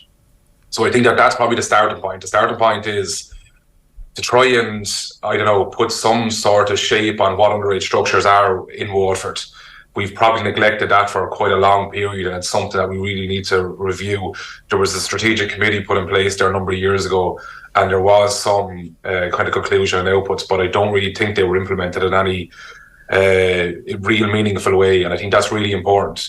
You now start to see the likes of your Clares, which we saw the weekend, particularly even underage. They were fantastic minors, under 20s. They're obviously in their 20 Munster final, doing really well in the football as well. And obviously their seniors are more or less true to the All Ireland series in hurling. And you can't. You look at Leinster rugby. I watched a bit of Leinster and Munster when I was flicking between both, and you look at the depth and the strength they have. Albeit they got better again, but it's the academies that are really bringing forward Leinster rugby, and it's no different for Waterford. If we want to be successful and try and stay in that top tier, we really need to focus on our underage structure.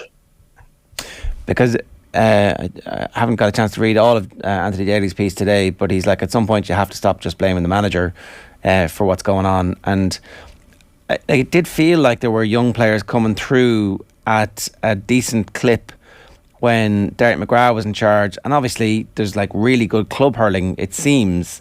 Certainly the standout team is capable of holding it their own against anybody else, but they don't always have it their own way the whole way through the Waterford Championship, and I could be wrong about that, but it did feel like there was a competition for them there, and so that there should be enough strength for the team to be able to compete or to produce 30, 35, 40 senior hurlers who are capable of competing at the right level at the moment, but they seem to be getting further away.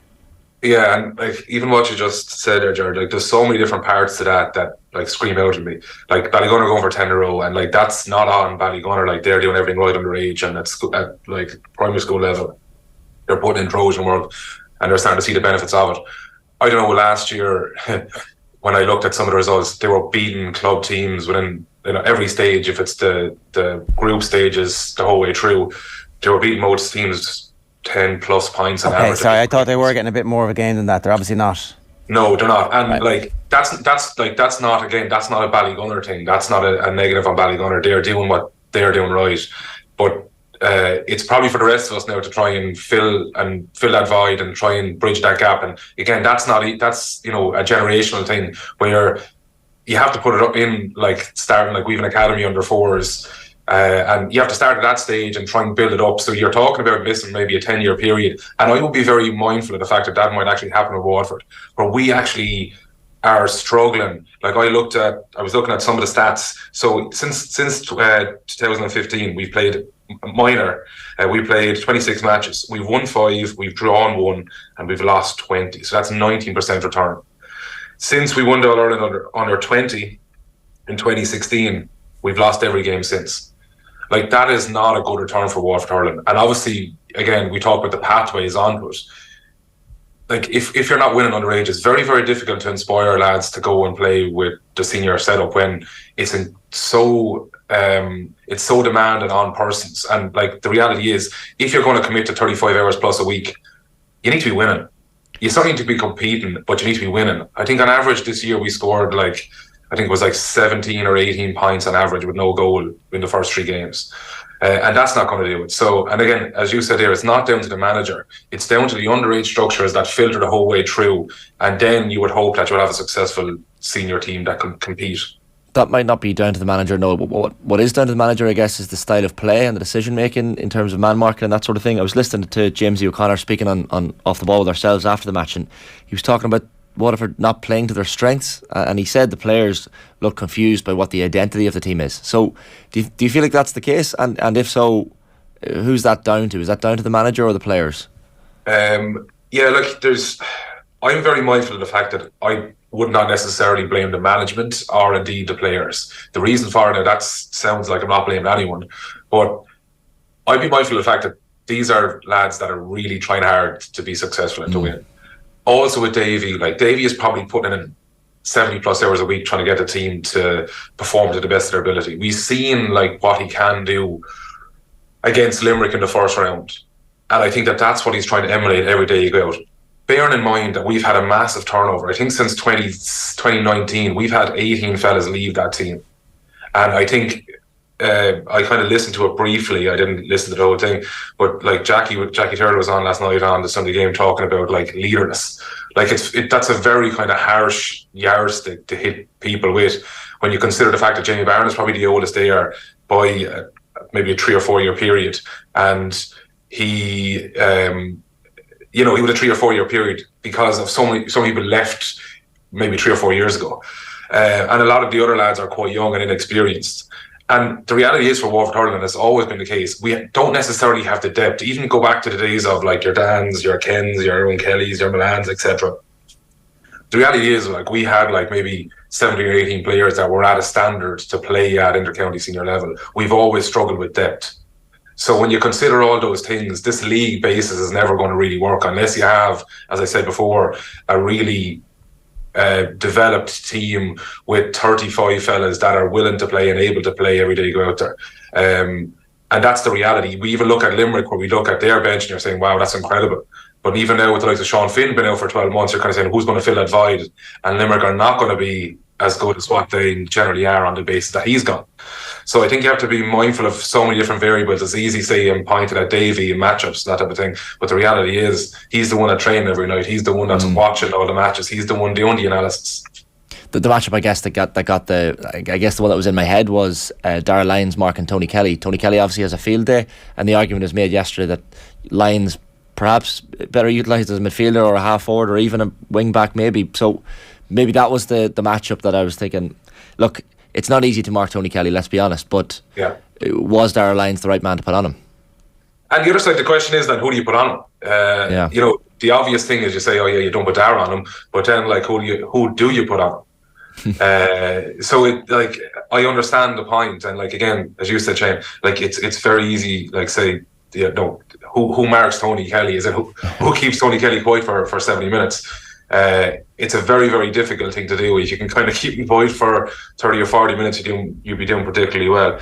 But I think like the core of the issue is for Waterford hurling to be successful. And again, as I said, it could be a 10-year period where Waterford might not necessarily be successful, because you really need to look at the underage structures. Like Clare have put in phenomenal work. Limerick have been doing it for years. You need to put in like things like your coaches underage to make sure that, if you're starting out under 12s, that you're not necessarily like just picking like 24 lads under 12s that are at the best age, because they might be a lot bigger and stronger than the other guys. But like the reality is, by the time they come to 14, will they still be the best guys? But they would have got the experience of playing there, so the natural thing is to pick him. Whereas if you look at Cork a number of years ago, they didn't put a team in Tony Forreston because they said they'd have their own tournament under 14, and they'd bring 100 plus kids together. Like that is the way in which you should be doing it, because what you need is you need more people availing of your programs. You need to have succession plans on, right, this is what we're doing under 12, this is what we're doing under 13, 14, 15, 16. So by the time they get to minor, that they're actually athletically prepared to be able to take the hits, do the hard training, and also to perform. Albeit the fact as well is that's hugely important, the athletic side of things. However, you need to still have a good hurling coach in place as well. Like, there's really good hurling coaches in Waterford. We've looked at the likes of, obviously, you mentioned Derek McGrath a few minutes ago. You have the likes of Pat Carney. You have Donal O'Rourke, who's a hurling coach with Ger Connors at the moment. He was with the Waterford Camogie for a number of years, did really, really well. Like, there is really good hurling coaches. I think it's probably where we need to, like, a reset button where, not that you forget about the seniors and the older lads for a period of time, but you need to focus on the younger lads, put all your time and energy, and you would hope in a 10-year period that you will start to see some sort of transition from those guys into senior setups where they're really, really competitive and doing really well, and then hopefully winning. This is, hard work and difficult, and it doesn't feel like there's any fix coming down the road. No, and that's the more frustrating. As in, look, the reality is, and I will never say GA should be professional, and I'm quite the opposite. I'm very much like, stick to what we're about. We're about community, we're about family, we're about, all of those things that make the GA amazing and wonderful and different. But what we do need to do is put some structure as a county on what that looks like. So if you have to employ someone like an athletic performance coach to basically put plans in place and have like 3 or 4 like younger people in specific areas that can look after, we'll say, if you're down in East Waterford, for instance, if you're Ballygunner or Passage, etc., the whole way into like Mountsound or More de la Salle and so on, you put a kind of some sort of, you might go to the arena out here in SCTU in Waterford, you use that as your base, and you train there 3 or 4 times, maybe a week, and you have someone that's employed on a part-time basis to basically watch what they're doing, and you do that the whole way through. And you obviously have someone overseeing it. You have someone in Mid Waterford and you have someone in West Waterford, because if you keep doing the same thing again, like, that's expecting different results, that's crazy. Like, everyone knows that. So you need to look at, like, what can we do and what can we do to make us successful? Because the reality is, we're a hurling county. We perceive ourselves as a hurling county, even though a lot of West Waterford would be considered football. When you look at like Denier, you look at Ballynacorty, etc., Rathcormac. But we are a hurling county, and that is the reality. And we need to put as much time and energy into the young kids, so by the time that they come to minor, that they're going well beyond that 19% of winning rate over the last number of years. No, really thoughtful stuff. Thanks a million for joining us this morning. Cheers. Thanks, lads. Have a good one. So Noel Connors there with really brilliant insight into the situation at Waterford. 9:06 this morning. Some highlights for you on the OTB Podcast Network. You can get the Ronnie O'Sullivan interview. It's brilliant with Shane. The best of our GA interviews from the weekend, post-match stuff and analysis. And also Kenny Cunningham speaking about Evan Ferguson and Arsenal's collapse. You can follow Off the Ball across our social channels and subscribe to the OTB Podcast Network. After the ads, Rory Best. But first, Anthony Moyles in studio. Back after these. You're listening to OTB AM. OTB Rugby. I mean, what do you say before a World Cup final? What do you say? Oh, lads, it's a big game. We better win this one. Oh, okay, yeah. No, yeah. I've not thought of it, yeah. What do you say? I mean, the only thing I did say the night before the game was he just said, let's do what we do. If it's there, it's there. Let's do it. If it's not, don't force it. It's a game of rugby played on, a rectangle of grass like every other game of rugby you've ever played in. And we didn't play fantastically in the final, far from it, but ultimately we just found a way to win. Subscribe to the rugby stream on the OTB Sports app now. OTB AM with Gillette Labs. Get the ultimate shave or your money back. Neon Night Edition available now. Right, it's 9:07. We are talking football with Anthony Moyles. Obviously the Rory Gallagher situation is ongoing at the moment. He had stepped aside before the game. It has yet to emerge how long he has stepped aside for. We'll find that out in the coming days. There's not much that we can say about the situation at the moment from a legal perspective, but I think people will have seen Nicola Gallagher's Facebook post and they'll have seen her interview hopefully in the Irish Sunday Independent yesterday, and I'd urge you to read both of those, and also you can read Rory Gallagher's statement as well. So we're not going to talk too much about it, right, just because we can't. But in terms of Derry's performance and their ability to shut out noise, maybe this victory means more than just the trophy coming down the road, or maybe it doesn't matter. I'm not sure. I'm kind of struggling to make sense of what the performance and the pitch means for them yesterday. Yeah, it's there's no doubt about it. It was a difficult week for them, obviously preparation-wise. It was a curveball that I'm sure they weren't expecting. There's a lot done, you know. They're a very focused team. They're a very diligent team. They're a very disciplined team. So they're a team that are well groomed and well versed in how they play. So, you know, there's not a whole pile. The week of a game such as this, you're literally just making sure that everyone's in the right frame of mind. So yes, okay. So does this cause things to go completely off kilter? Can it be very detrimental to the mindset? Can it be very detrimental to people? I think Gallagher would have obviously gone and he would have addressed the players and he would have said, listen, this is something that I need to do. It is a decision that I need to make, probably to protect not only his children, as he said in the statement, but also to protect you as players and to protect the group. So for that fact, you know, I'm going to step aside for this game. And it would have been handled in that vein, I would imagine. I think the players would have been professional enough to say, right, well, we're the fellas on the pitch. And that is it at the end of the day, Ger. You know, as soon as you cross the white line, they're out there. You even hear, I've forgotten the man's name now, but the manager who stood in for him.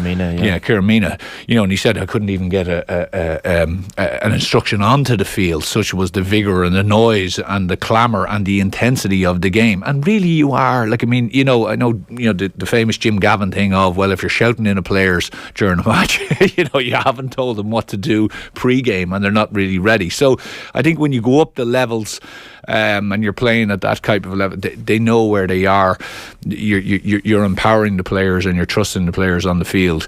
And although, and of course it would have had an effect, I think they would have been focused in on the job and what they needed to do, really. Let's talk about Armagh for a minute then before we come back to the individual performances on Derry in particular. A second penalty shootout defeat is the type of thing that can get in on a side. You know, you start thinking about the England and other teams who have lost Atletico Madrid. Do they care? Can they recover from this? Is it like, lads, don't be worried about this. You know, people had Derry in their top three for a large part of the season. And they're going to cause endless difficulties to anybody now. It seems they have matured from last season and they're better from an attacker perspective. So this doesn't matter. We go again. It's an All-Ireland series. That's all that matters. It's hard to know. And we've spoken about this all year with regard to Armagh. I think Armagh cut the cloth sometimes to suit who they're playing. Okay, I think they do an awful lot of focus on the opposition, which is good, which is a good thing. You know, like, I mean, a lot of players will say, oh, well, it doesn't matter, we only focus on ourselves. And again, at that level, you have to, of course, take the opposite. But I think they really drill down into trying to get their matchups correct and even their style of play and tinkering with things. And we've spoken about how sometimes they were nearly played with abandonment, kicking long balls into their full forward line. Very exciting style of football. And they probably said last year, well, you know, it didn't get us to where we wanted to be. Well, being more conservative than they, I don't think they're ultra conservative, but certainly being more conservative than they were hasn't necessarily got them to where they want to be as well. So I still think they have to find that balance. It's a very difficult thing to do, playing Derry, in the sense of if you give them the ball and if you are not set up unbelievably disciplined in your defensive setup, they will pick holes. And what they'll do is they'll drag you left and right, and we've looked at all the various different ways that Derry can open you. You know, they force one side and they switch it to the far side, or they create lots of space, or they crowd the full forward line. So we know all the different things, but the main thing is it's an unbelievably disciplined and focused defensive display that you have to try to eradicate and stop Derry's scores. They were very successful at that. They had moments in that game, Ger, where they could have I think they had the foot on the neck of Derry and they just didn't kill them. Taking the point instead of the goal, a few wides, particularly. Just, you know, the very first, I counted, it was 47 passes in the first 3.5 minutes. 47 passes. I think one kick pass, 46, one kick pass, one sideline, and 45 hand passes in the first 3.5 minutes. First 3.5 minutes of the game, which kind of set the tone for the first half. Now it was hard to detect, but there was a big breeze there in that first half. You can see one of the in the first half.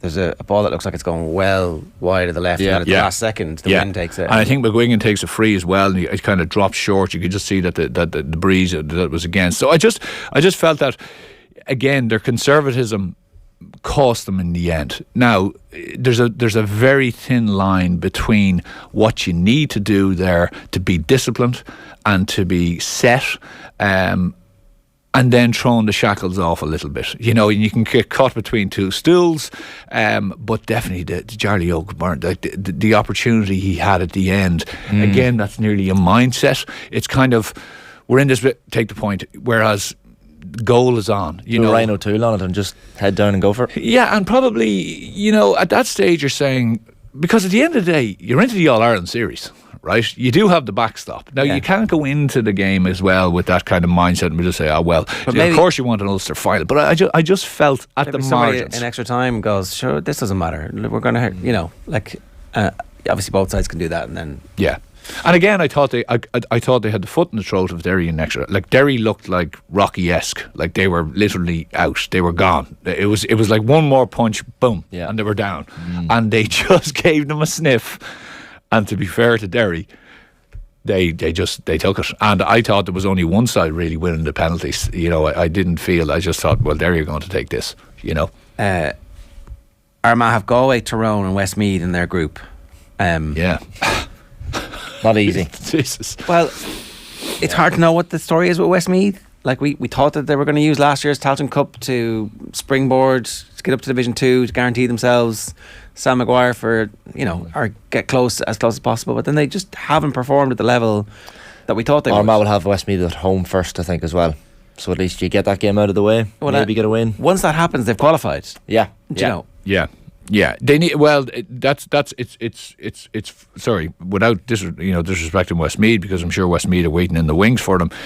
It's the best of the three, shall we say, outcomes that they possibly could have, because they have it at home and they can get back up on the horse and go again. But that's not an easy group. It's not an easy group. They will like the shot at Galway again. Like, if you're McGeeney that week, it's not hard to get them up. You know. No, and I think, again, they did an awful lot of things right, Ger. Like, they did a massive amount of things right. And, you know, there is the difference. You know, you lose, you go home, and you're thinking on the bus, or you're thinking that night, you're lying in bed, you can't sleep, and you're thinking, geez, if only I gave that pass, if only I did it, if only I fisted the ball, if only I took the shot, if only we caught that ball. It's those margins. And, of course, when you win, you're thinking, you don't think about those things. You're thinking, well, we're great lads. You know, we've done everything right. Yeah. So it's small, tiny little, because for a lot of the game, I thought they and people would say, well, it was a tactically really astute game. I thought Joe Kernan was interesting the other day with Conor Gilligan on the show. And the last question was asked, and he referred to the conservatism and taking the shackles off the Armagh team. Now, that could be the same as in me, like, will they not just kick the ball in? You know, like, things have changed. But I think there's definitely a feeling, and but you get the sense that whether it be outside or inside the camp, there's probably a feeling that there could be a little bit more. Like, and I mean from a forward, you know, and a kind of as I say, just kind of being a little bit more flair. Well, I think 318 of their scores in the championship so had come from halfbacks. Like, a lot of their scores, their forward line don't do a hell of a lot of scoring compared to some other teams. But as you say, it's down to little moments. Like, I think Kieran Mackin tried to track Brendan Rodgers for a bit, and that's not an easy job to do for anyone. Rodgers was brilliant. But the goal, like Rodgers' goal, and that was the kind of the thing that kept the gap between the two teams for most of the game. I don't know where Ethan Rafferty was going. Yeah, like, he was no man's land. Just not a keeper, like. Yeah. Well, and that's the problem again. So that decision. But look, what he gives you, of course, he kicks some unbelievable scores. He kicks a brilliant score near the end, which is, I think, maybe puts them 1 or 2 up, whatever it was. So we've spoken about this before. What he gives you, I think, far outweighs what you potentially lose. But of course, when it comes to the crunch, and it's Murphy's Law, he ends up doing a job at the end, which is a very goalkeeper reliant job, i.e. save penalties, and that is an art, and that is a skill, and maybe that is something that's keeper who's going to be, you know, like, and it's no knock on you, mate, but like, this guy has a lifetime of doing this, and that's good thinking, you know, and I think that's the next evolution, actually, you know, potentially, because if you were ticking all the boxes, if you were getting right down to the granular, that's probably where you are. And, you know, the goal, yes, he goes to come, he realises I'm not getting there, and when he should have made that decision a lot quicker. But it's you know, I thought they were a bit toothless up front. Turbot had a poor outing. Murnan, you know, now that, I tell you what, McAvoy, people talk about Rodgers and they talk about Chrissy McCaig.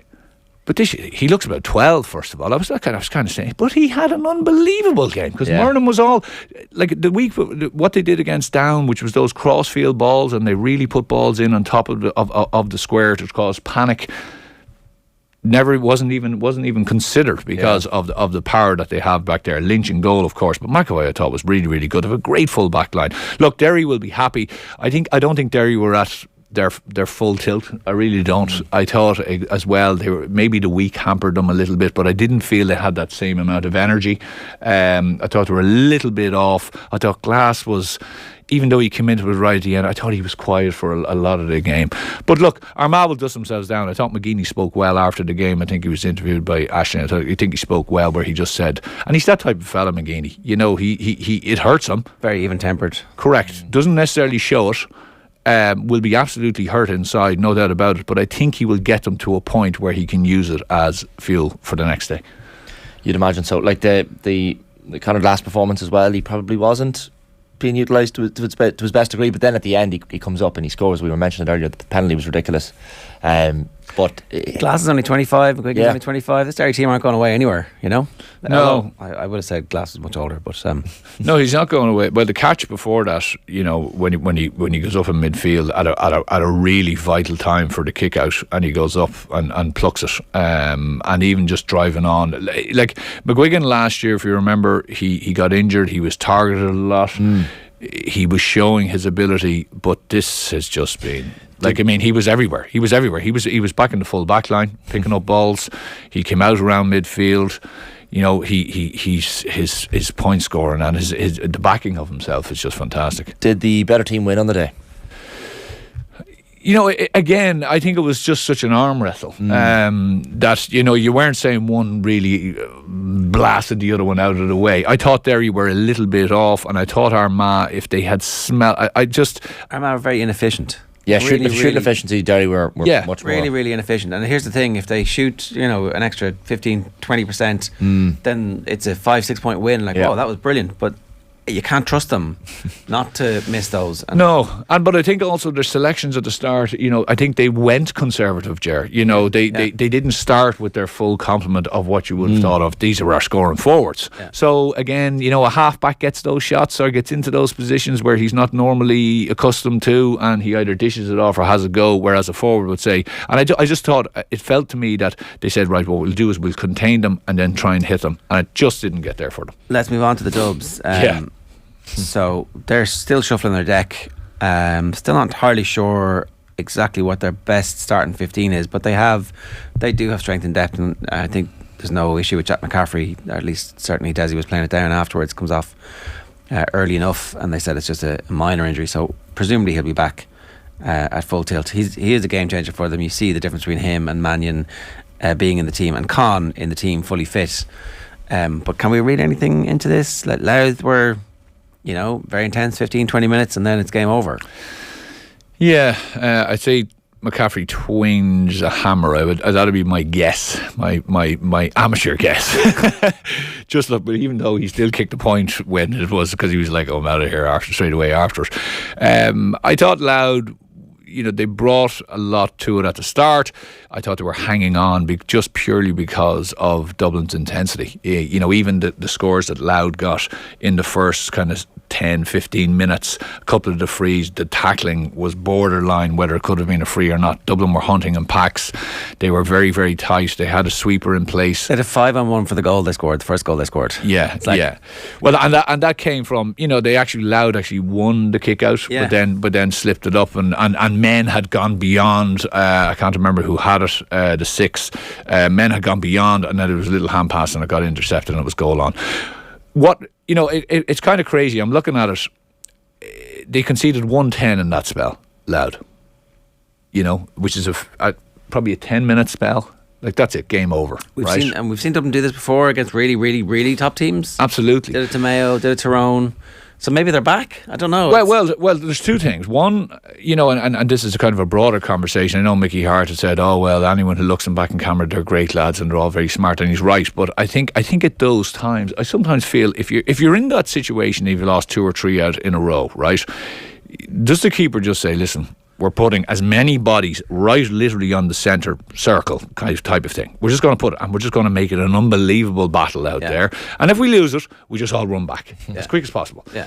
Because when you're trying to still do intricate kickouts, when you're under that much pressure and you're pinging them out here and you're pinging a couple over the sideline, you're just heaping more and more. Now, I'm not saying that works, but generally you just make it purely a 50-50. There's bits in the game where you get the yips, and they're going to happen to everybody. The world's best golfers, the world's best snooker players, everybody's got a little bit of the yips. And so for the 10 minutes, while I'm working through my yips as a team, we're going to do something different. And what Kildare did well against Dublin was, and you could see Louth doing it as well because they were flooding that middle channel. They were saying, right, no goals. But what Kildare did was sometimes when they won the ball back, instead of going full on, let's get up the far end and get a score, they actually just controlled it a bit. So they gave themselves a bit of a breather. Because when you're bringing that level of intensity, right, and you're trying to stop them from a defensive point of view, and this is something that, say, Derry have got right against Dublin. When they win the ball back, they ultimately they go from 5th gear down into 2nd gear, and they just say, right, calm, and we'll just go through and we may hold it for 3 minutes, but what it does is it takes the sting out of the game, because what often teams do is, we've got it back, now we have to attack straight away with speed and intensity, and you go up the far end, and even if you get the score, Cluxton has you pinged already, and the ball's gone, you're pushed up the field, and next thing they get a goal, and you're like, ow, what just happened there? So, look, they're definitely back. I think the rotation that he was doing, he's now back to his main men again. Who came in? Your Scully, McCaffrey, Howard. Your main boys were back. Costello started. Kilkenny was back in. You've got your shall we say your power players back in, and they're doing what they should do, and they're doing it very, very well. As I said, their level of intensity, their level of tackling, their turnovers, their cornerbacks did what they did brilliantly against Louth, which was they brought Rory. Still not signing Michael Fitzsimons. No, he's not there, and he's I believe he's back playing with Kula, but he hasn't been drafted in for whatever was gone on there. But listen, they got it right. They brought Mulroy. He was doing I think he might have been doing medical exams possibly. Fitzsimons. Okay, well that could have, but they're smart. They brought the main threat of Louth right into their full back line. So they ended up bringing Mulroy and Downey and these guys. They brought still them scored 10 points. I did. I scored 10 points. That's the final. How'd you do? It's really tough for him because he's a fantastic footballer and he's back fully fit, and hopefully they're able to do some business in the group stages. Is it the dying embers of the Leinster Championship? Okay, 13 in a row. I saw the really interesting comment from Desi Farrell afterwards. He says, I think it's probably time to have a proper review of the competition, see who does this benefit, these big wins, the big discrepancies between teams. I don't think we know how Dublin voted when it came to Proposal B. Yeah, well, sure. I don't think that goes down to that whole transparency thing. They didn't lobby for that. Yeah. So anyway, all the provincials, and people would say, well, the Ulster, it was well. If you're relying on 1 out of 4, it doesn't. It also doesn't matter anymore that it's linked to the. It doesn't matter. Well, I thought what was really interesting, someone made a comment, I think it was McGuigan, who basically said in the interview, well, we've looked at this as great preparation for the All-Ireland series. That's what the provincials have become. That's heresy. Right, Anthony, good stuff. Thanks a million for joining us this morning. It's Anthony Moyles giving us his thoughts on the weekend's Gaelic football. Now, the former Ireland rugby captain Rory Best launches his Miles to Mayo campaign to raise vital funds for Cancer Fund for Children. Tomorrow morning, Rory will walk from the Cancer Fund for Children's Therapeutic Centre, Daisy Lodge in Newcastle and County Down, to the site of a proposed new Daisy Lodge in County Mayo, passing through Ulster, Leinster and Connacht, taking in counties Down, Armagh, Fermanagh, Leitrim, Sligo and Mayo along the way. On his epic journey, Rory will take in over 30 towns and villages, and I'm delighted to say he's with us this morning. Rory, good morning to you. How did you get involved in this? Good morning. I think you have the brief from the last walk in 2021. We're leaving the Aviva Stadium tomorrow morning. And we are walking basically down to Limerick and then up via Galway to Mayo. So we'll actually go past Quinlan Hospital tomorrow. So the last walk was really successful, where we went from Newcastle across. But This time we sort of thought with Crumlin Hospital being and so many patients there and so many referrals across to the Cancer Fund for Children that we thought that it was really important to engage Dublin, Leinster, Munster. So really my involvement with the Cancer Fund for Children was pre-retirement. I sort of, like a lot of charities, you try to do as much as you can when you're playing. Cancer Fund for Children were one that invited me to various balls and events. I brought the Six Nations and Grand Slam trophy up whenever we won that in 2018. And when I retired, I wanted to try to focus on one charity, still help as much as I can, but really try to make a difference to one instead of spreading myself too thinly. And Cancer Fund for Children was a charity, being a father and knowing how prevalent cancer is right across the entire communities, but also specifically within children. It really struck a chord with me. And the first walk in September 21 was about challenging myself and trying to raise as much money as we can to build a second therapeutic centre in Cong and County Mayo. And now really this is trying to get it from sort of pushing it forward to now trying to get it finished this time around. How far is the actual walk? How many kilometres are we talking here? It's going to be just short of about 350 kilometres. How long? That's obviously not one day. That's many days. No, I've 10 days. So we're sort of averaging sort of mid 30s kilometres a day. And the beauty of this was, I think, back at the very outset of it in 21, I had kind of thought that I might just set off from Newcastle and just run and eventually get to Cong. And actually my wife said that this is a children's charity. It's about the family. If you run, you might be stupid enough to make it, but no one else you'll be doing on your own. So the fact of the walk, it means that we can walk with people. We have a lot of people turning up tomorrow morning for a breakfast lunch in the Aviva Stadium. And then probably the best but the hardest part of the walk is you walk with all the families, the doctors, the social workers. So that could be anything from a kid has into remission, a kid that has cancer, siblings, parents, unfortunately siblings of some of the brave little boys and girls that have lost their fight to cancer. So that is physically it's tough, but emotionally it's incredibly hard, because no matter what the scenario, you can put yourself into it. Because I'm a brother, I'm a father, I'm a son, and with all of these stories, you insert yourself into that and it breaks your heart a little bit. How do you train for something like that, Rory? Like, is it a case of getting on the treadmill, sticking the incline up and working out the calf muscles, or how do you go about it? I try to walk. I would try to be fairly active anyway in everyday life, whether it's on the farm or whether it's sort of working with Ardone and Aricus, the insurance company I work with, or a little bit of coaching. So I generally don't sit still for long. I train most mornings regardless. So I'm sort of trying to keep my generally the weight off and trying to keep myself active. I haven't done too many sort of 30-40k walks leading into it. Generally 10, 15k. We try to do 3 or 4 times a week if I can. It just depends on how busy life is, because at the end of the day, I have other commitments that I need to get through as well. If you're doing a second one, obviously the first one must have been quite successful in terms of raising awareness and profile and generating funds. You talked about the emotional difficulty of listening to those stories. At the same time, it must also then give you a lot of comfort that you're helping people who are going through those emotional and psychological and obviously medical difficulties. Yeah, massively. I think the last walk we raised just over $1 million off the back of it. We toyed around with ideas, and Cancer Fund for Children thought 250,000 would be brilliant, and I kind of thought, we should push ourselves a bit more and set the target at $500,000. But with the support of everyone, to get over $1 million was incredible, and the charity are so happy with that. But it's about that awareness and raising the awareness, because another part of the reason you do it is when I talked about how it breaks your heart, but actually when you're up in Daisy Lodge in Newcastle and you see the families and you see how the kids, they just get on with life. They're so brave. They do everything with a smile on their face, and that's probably the hardest bit when you're walking with families affected by it, is how they almost take it in the chin, and they just keep moving forward. And we sometimes take for granted what we have, and we complain about the simple things, and then you spend a bit of time with them and you see how upbeat they are.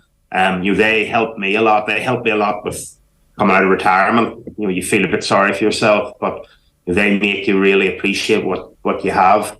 And to see that, and the stark reality is, unfortunately, with Daisy Lodge and Newcastle County Down, so the whole of Northern Ireland, all the families are covered, but unfortunately only 1 in every 7 referrals from Crumlin can get that sort of short respite break with just the one centre. And when we build Cong and County Mayo, with the help of everyone, the sponsors and people that donate, then absolutely every family that's affected by cancer will be able to go for that short respite break, because ultimately when they go into the likes of Crumlin or the Royal Victoria in Belfast, they have to basically live separately, and this is this respite where they can come and they're treated like the stars they are, and they get to spend time together as a family unit again, and mum and dad can get a bit of a break. So that this second centre is so important. So just to reiterate the correct details, you're leaving from the Aviva tomorrow, heading down all the way to Limerick, and then taking a sharp turn north up to Cong and Mayo. That is quite the walk. If people do want to come along and join, if they see you along the way, are you happy enough for that to happen?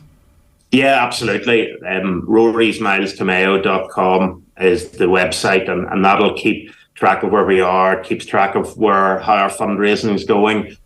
And there's all little bits and pieces. There's also some fundraising packs and ideas if any clubs, schools, communities want to get involved and do their own little events to help raise money for this. So yeah, look, that route is on there, and to be honest, at certain times during the day I'll be very glad of as many people out as they can, because it's such a big thing. And when you see, it's amazing that, just on a bit of a tangent, whenever since I've retired and you go to speak at events and they play highlights of your career, and granted my highlights weren't that overly impressive as an individual, but that's fine. You go, that was brilliant, I loved that. But there's a few videos going around of the last walk, and for me that's probably more emotional than the rugby highlights, as much as I loved that section of my life, because this is so important, that this affects so many families, and it's so important to get the second therapeutic centre built. We wish you the very best of luck. May the sun shine the whole way, Rory. Thanks a million for joining us. Thanks, guys. That's Rory Best giving us some thoughts there, and as he said, you can check out that website and the details. Obviously, leaving the Aviva tomorrow all the way to Limerick and then up to Cong in Mayo. Rory's Miles to Mayo, aiming to raise hopefully $1 million like they did last year. It's 9:36 this morning. If you want to get in touch, we'd love to hear from you. 087 9180 180 is the WhatsApp number. A reminder, OTB AM live with Gillette Labs. Get the ultimate shave or your money back. Neon Night Edition is available now. We've had tons of comments coming through. A lot of people calling Bobby Dwyer in particular. Spurs bottle it like that, they'd be described as Spursy. When are we going to start referring to Arsenal-y? It's not quite as catchy, is it? No, it just doesn't roll off the tongue the same way as Spursy. Spurs have consistently done it as well. It's a bit Gunnar-Saurus-y. That's not bad. It's terrible. Alex Candell is some player. IMO says, Michael, I really enjoyed the game. It's great to see Munster win the way they did.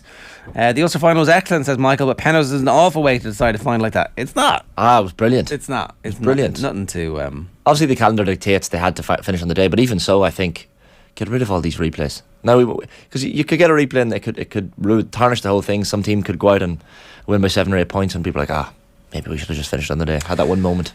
Aina Carroll says, if you want to see Champions League football in London next year, there's only one place to go. They would have been the youngest team with the youngest manager to ever win the league. Bottlers, don't make me laugh. Yeah, you don't get special prizes for Mikel Arteta being the youngest manager to win the league. And there's also no guarantee that next year he's going to be any better. There isn't. Like, that's not the schedule thing is like, we'll make Champions League football, we'll reach Champions League quarter-final the following year, we'll cement ourselves in the top 4, and then the year after we'll reach a Champions League final and we'll win the league. Because that's what happens when it's like, they should be better. Arteta should be a better manager next year, and they should bring players in this summer that will make them better. But the problem, as we said earlier, is other teams around them will get better as well. So will they improve more than the teams around them? It'll be interesting to see. Right, on tomorrow's show, we're back with Tommy Rooney's updated power rankings, Ireland's Sevens Olympics qualification, reaction to tonight's Leicester-Liverpool game, plus plenty more besides. Right now, the best of the Sunday pay-per-view. Have a magical Monday. It's GAA Go. We have Shane McGrath writing about it in the Mail on Sunday. Mark O'Shea in his piece on part of GAA Go and Proud to Be. And we have Tommy Quinlan as well in the Sunday Independent. Shane McGrath says, identifying the precise moment when the GAA Go story dissolved into hopeless absurdity is not easy. There was the swivel-eyed intervention from 1TD who blamed it on the woke agenda. Then there was the Taoiseach musing that GAA matches shouldn't be behind a paywall. There was backbench calls for the entire broadcasting deal to be scrapped. And of course, the coronation. The coronation was the part that really irritated a whole bunch of people. Sport has incited some ridiculous arguments in this country, he says, and GAA Go fits into that. The gist of Tommy Conlon's piece, I suppose, fellas, is that short term, he finishes by saying they got it wrong when they consigned those big hurling games to the Siberia of the internet. Long term, they're probably going where they need to be. And he says it used to be that Croke Park was perpetually, often chronically, behind the modernising sentiments of its members. Nowadays, strange as it is to say, it's the punters who are having to catch up. The future has arrived with a bang this month, and with the symphony of complaints from Gaels up and down the country. But they better get used to it. Head office won't be for turning on this one. And he does point out that, as the Irish Independent reported during the week, 2021 subscriptions to GAA Go generated 2.86 million, leading to a profit of 1.1 million in 2021. They expect more profit in 2022 when those figures are released. And as for 2023, he predicts a quantum leap in profits from the 1.1 million profit of 2021. So, as he says, Kieran, the revolution is no longer being televised, it's also being streamed. Yeah, but without a doubt, it is the future streaming. But I think they moved too early. I just think the infrastructure wasn't there. When you look at some areas like the border counties, in some of the border counties, 1 in 4 don't have proper broadband. And that's the same.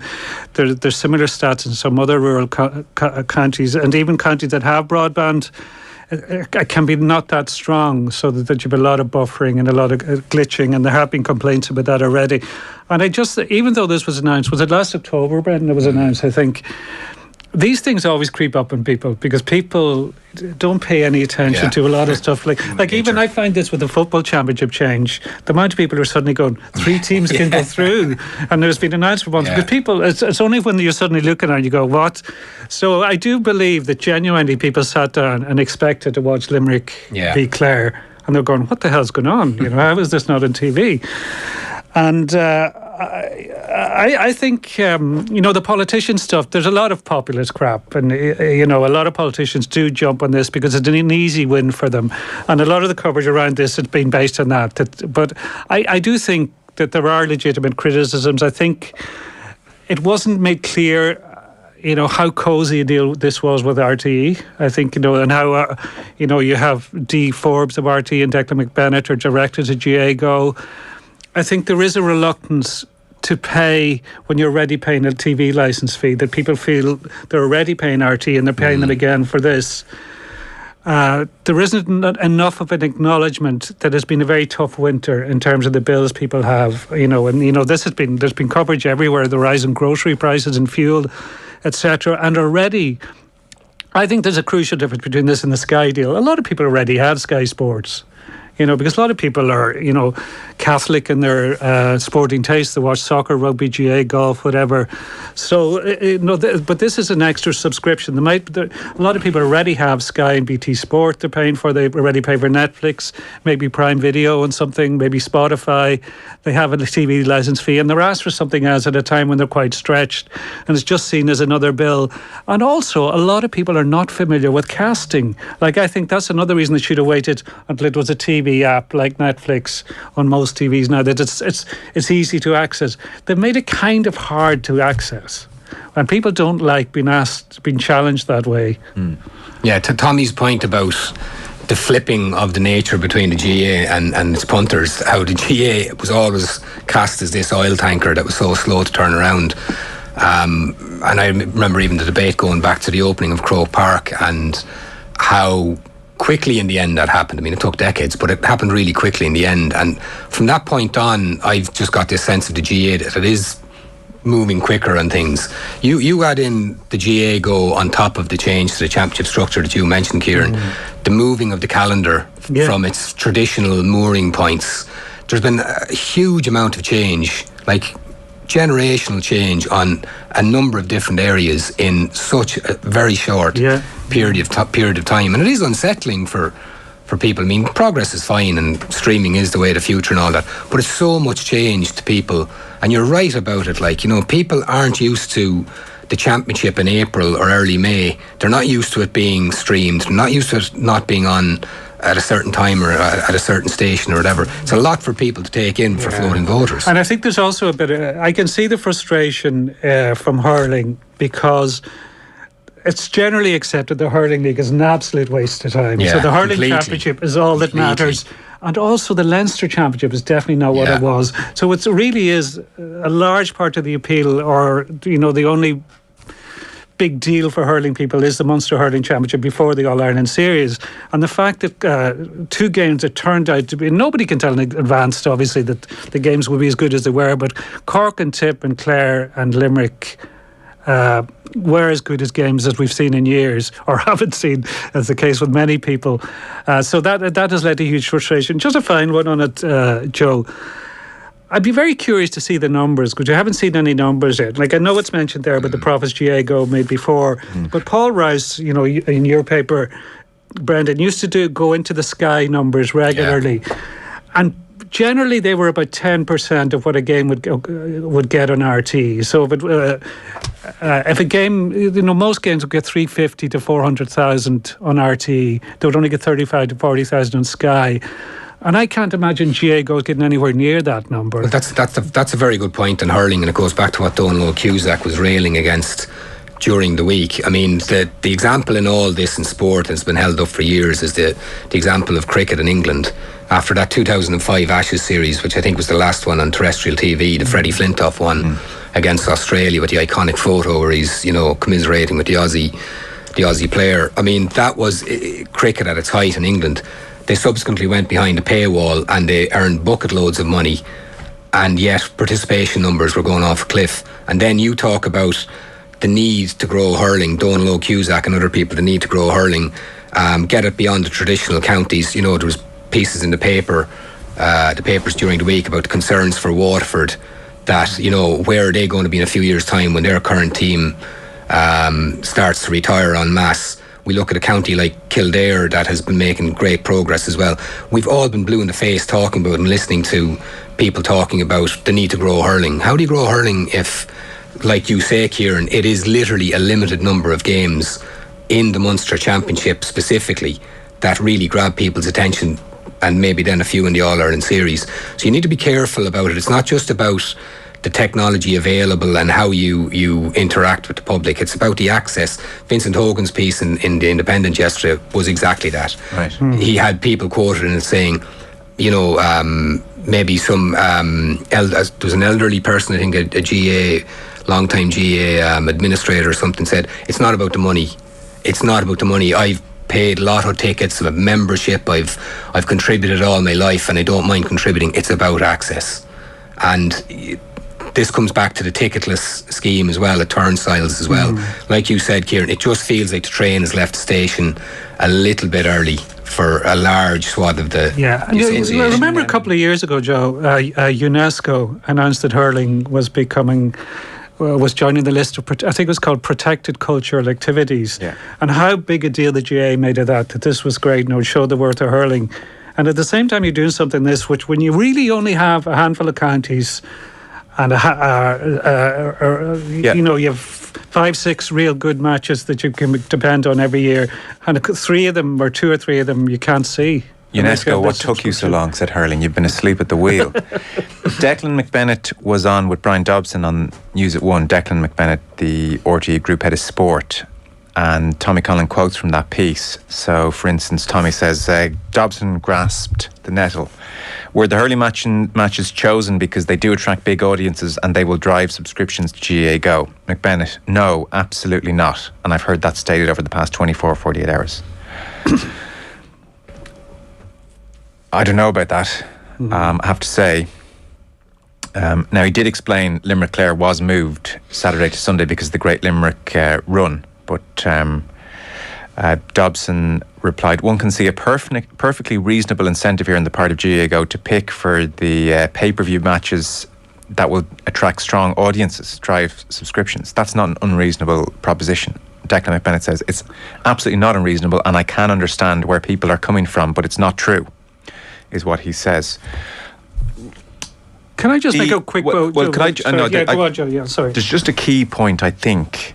So, the broadband is important, the cost of living crisis and asking people to pay more is important. But I think the RTE GAA Go relationship is going to become ultimately the most problematic aspect of this arrangement. I think the paywall issue will subside and people don't like it, but I don't understand how it's tenable to have the group head of sport of RTE whose duty is to the licence fee payer. So I would think RTE's duty is to anyone who pays for their licence fee to get them the best value for money, to get them the highest quality content. And at the same time, RTE also are on GAA Go, where the drive is to make money and make a success of that operation. So in my eyes, GAA Go is in competition with RTE. So I don't understand, even from the optics alone, but just on a basic, that match is on this weekend, it's a big one.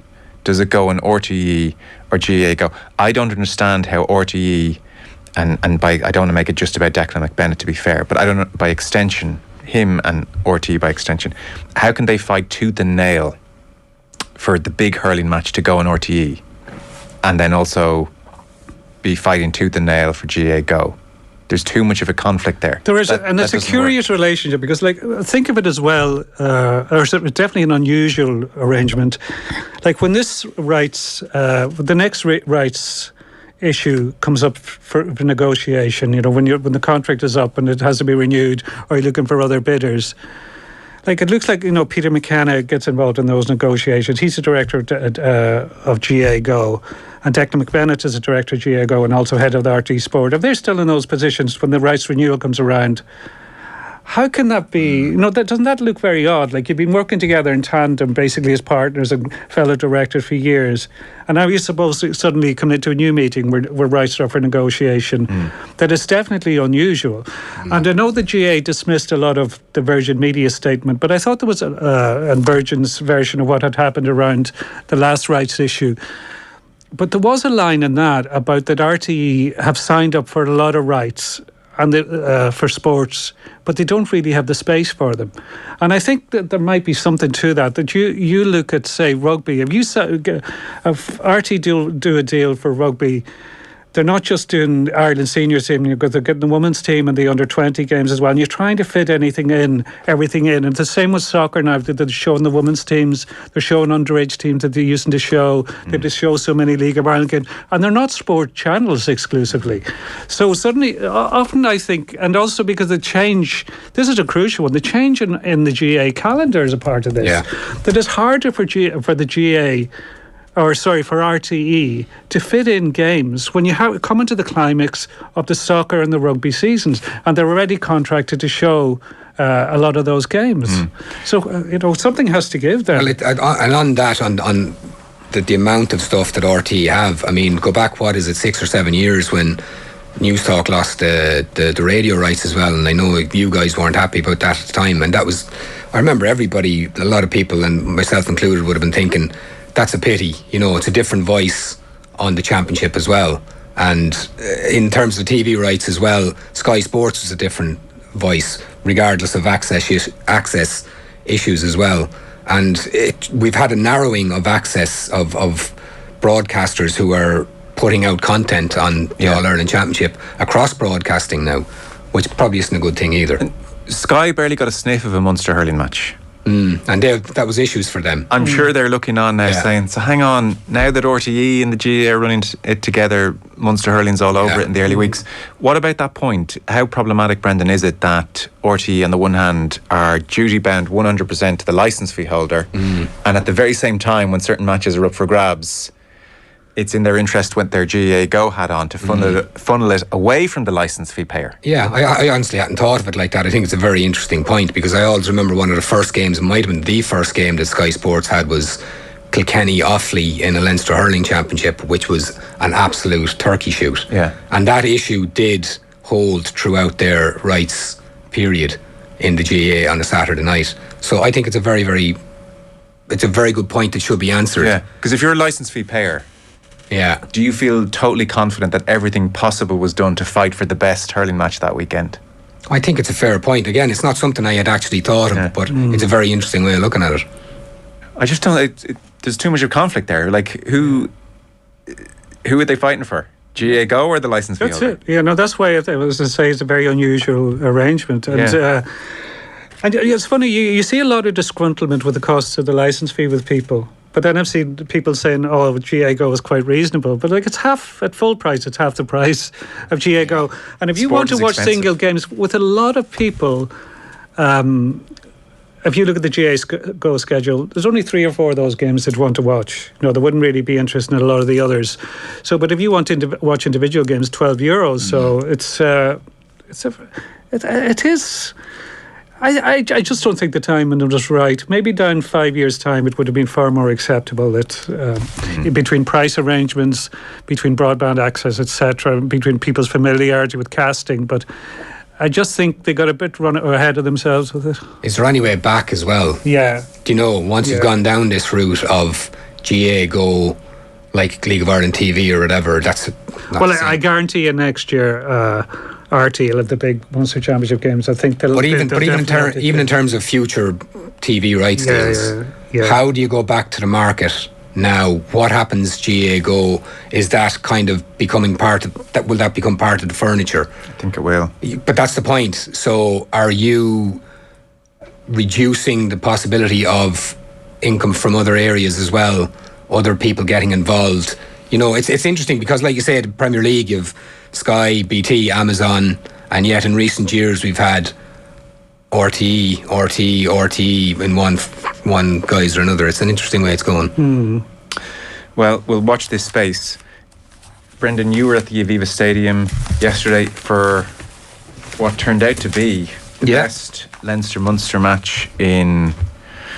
Well, I don't know how far back you want to go, but Yonks is the official term, yeah. Jack Crowley, drop goal. And Munster probably deserving winners on the balance of play. Oh, God, yeah. I mean, if they hadn't won that, I just couldn't imagine what they'd be feeling this week. A lot of botched chances in the Leinster 22. Yeah, and like the thing about it was, and Graham Rowntree, their coach, spoke about it later, you know, even if you think about the winning of the game, how they turned it over in their own try line, they played it out of their 22. You know, they were brave. They tried to play, and they did that all game, and you can see it in their attacking shape and what they're trying to do and play the game. They did a serious amount of offloads. They went for it, but they nearly hamstrung themselves a couple of times. I mean, the amount of times they spilled the ball 5 metres out from the Leinster line, and you're just kind of going, they turn down kicks at goal. You know, I mean, before Jack Crowley hit that drop goal, you're just thinking, how in the name of God are they going to come back from this? And to be fair to them, for the Crowley drop goal, if anyone didn't see it, this was Munster playing on their own try line. This is not brilliant. The Munster of Van Gran. It did make me think watching it, what a waste those Van Gran years were. You wouldn't be the first person to say that. Like, about those really years. and truly. Yeah, I mean, and that was the thing going into the game. You just wanted to see Munster give it a shot. Yeah. Do your best, play your game, and they stuck to it. And you know, I mean, it was just so important. I feel for Leinster, like I really do. You know, they've a lot of advantages, and there'll be little sympathy maybe from other provinces, and certainly from England and France, where the talk has been of all the advantages that they have. But it has been tough for them fighting on two fronts. But when you look at the wider picture, we needed Munster to win that. Yeah. Munster needed it, we needed it, the game needed it. I think that's their first win against them in 10 when you take out the Rainbow Cup one, which was pretty meaningless. And you could see it in the stands the number of red jerseys in the stands beforehand. You could see that there was a real backing for them there. And from early on, when there was a couple of poaches on either side or a tackle here or there was this guttural roar that you could feel in the stand, that there was this willingness for them to get it done. So yeah, I mean, that leads into Leinster this week as well. And Leo Cullen did talk pre-game of the worries over Munster's singular focus, and that's certainly borne out, because Bernard Jackman does make the point on Leinster's part. This was their second string team. However, Leinster's second string team has still looked almost unbeatable all season. So credit to Munster on an overall basis. And he pays homage to Dennis Leamy. Big success, first year back in Limerick. They had the best defensive stats of all teams in the regular season, and that was after a bad start as well. And just to highlight, he does say Jack Crowley, that the celebration O'Gara-esque, and really Crowley is the individual who Munster can and should build their team around. And he says it looks like the beginning of a fantastic career for Crowley in guiding Munster into the future. Secondly, what a way for Keith Earls to finish off his career in a final with a chance to sign off in South Africa with one more trophy. Looked like a player whose career was coming to an end due to injury, but has come back Lazarus-like, and you just hope he produces a star performance in Cape Town, says Bernard Jackman. Munster fans will be really happy today. This really looked and felt like the Munster of old. So 2 thumbs up there from Bernard Jackman. On you mentioned Leinster next week, so it's a European Cup final, and there are various preview pieces. Just to mention 2, both by Peter O'Reilly. One, an interview with Caelan Doris, and the other just reflecting on the Lancaster legacy. Caelan Doris, very impressive. Just the line that jumped out to me is he's a psychology graduate. I hadn't quite realised that. So he described the motivation next week as avoidance of hurt, as opposed to pursuing joy, I suppose. Says the dressing room in Marseille last year was pretty much the worst he's experienced, and Leo Cullen and some of the more senior players. OTB AM with Gillette Labs. Get the ultimate shave or your money back. Neon Night Edition available now.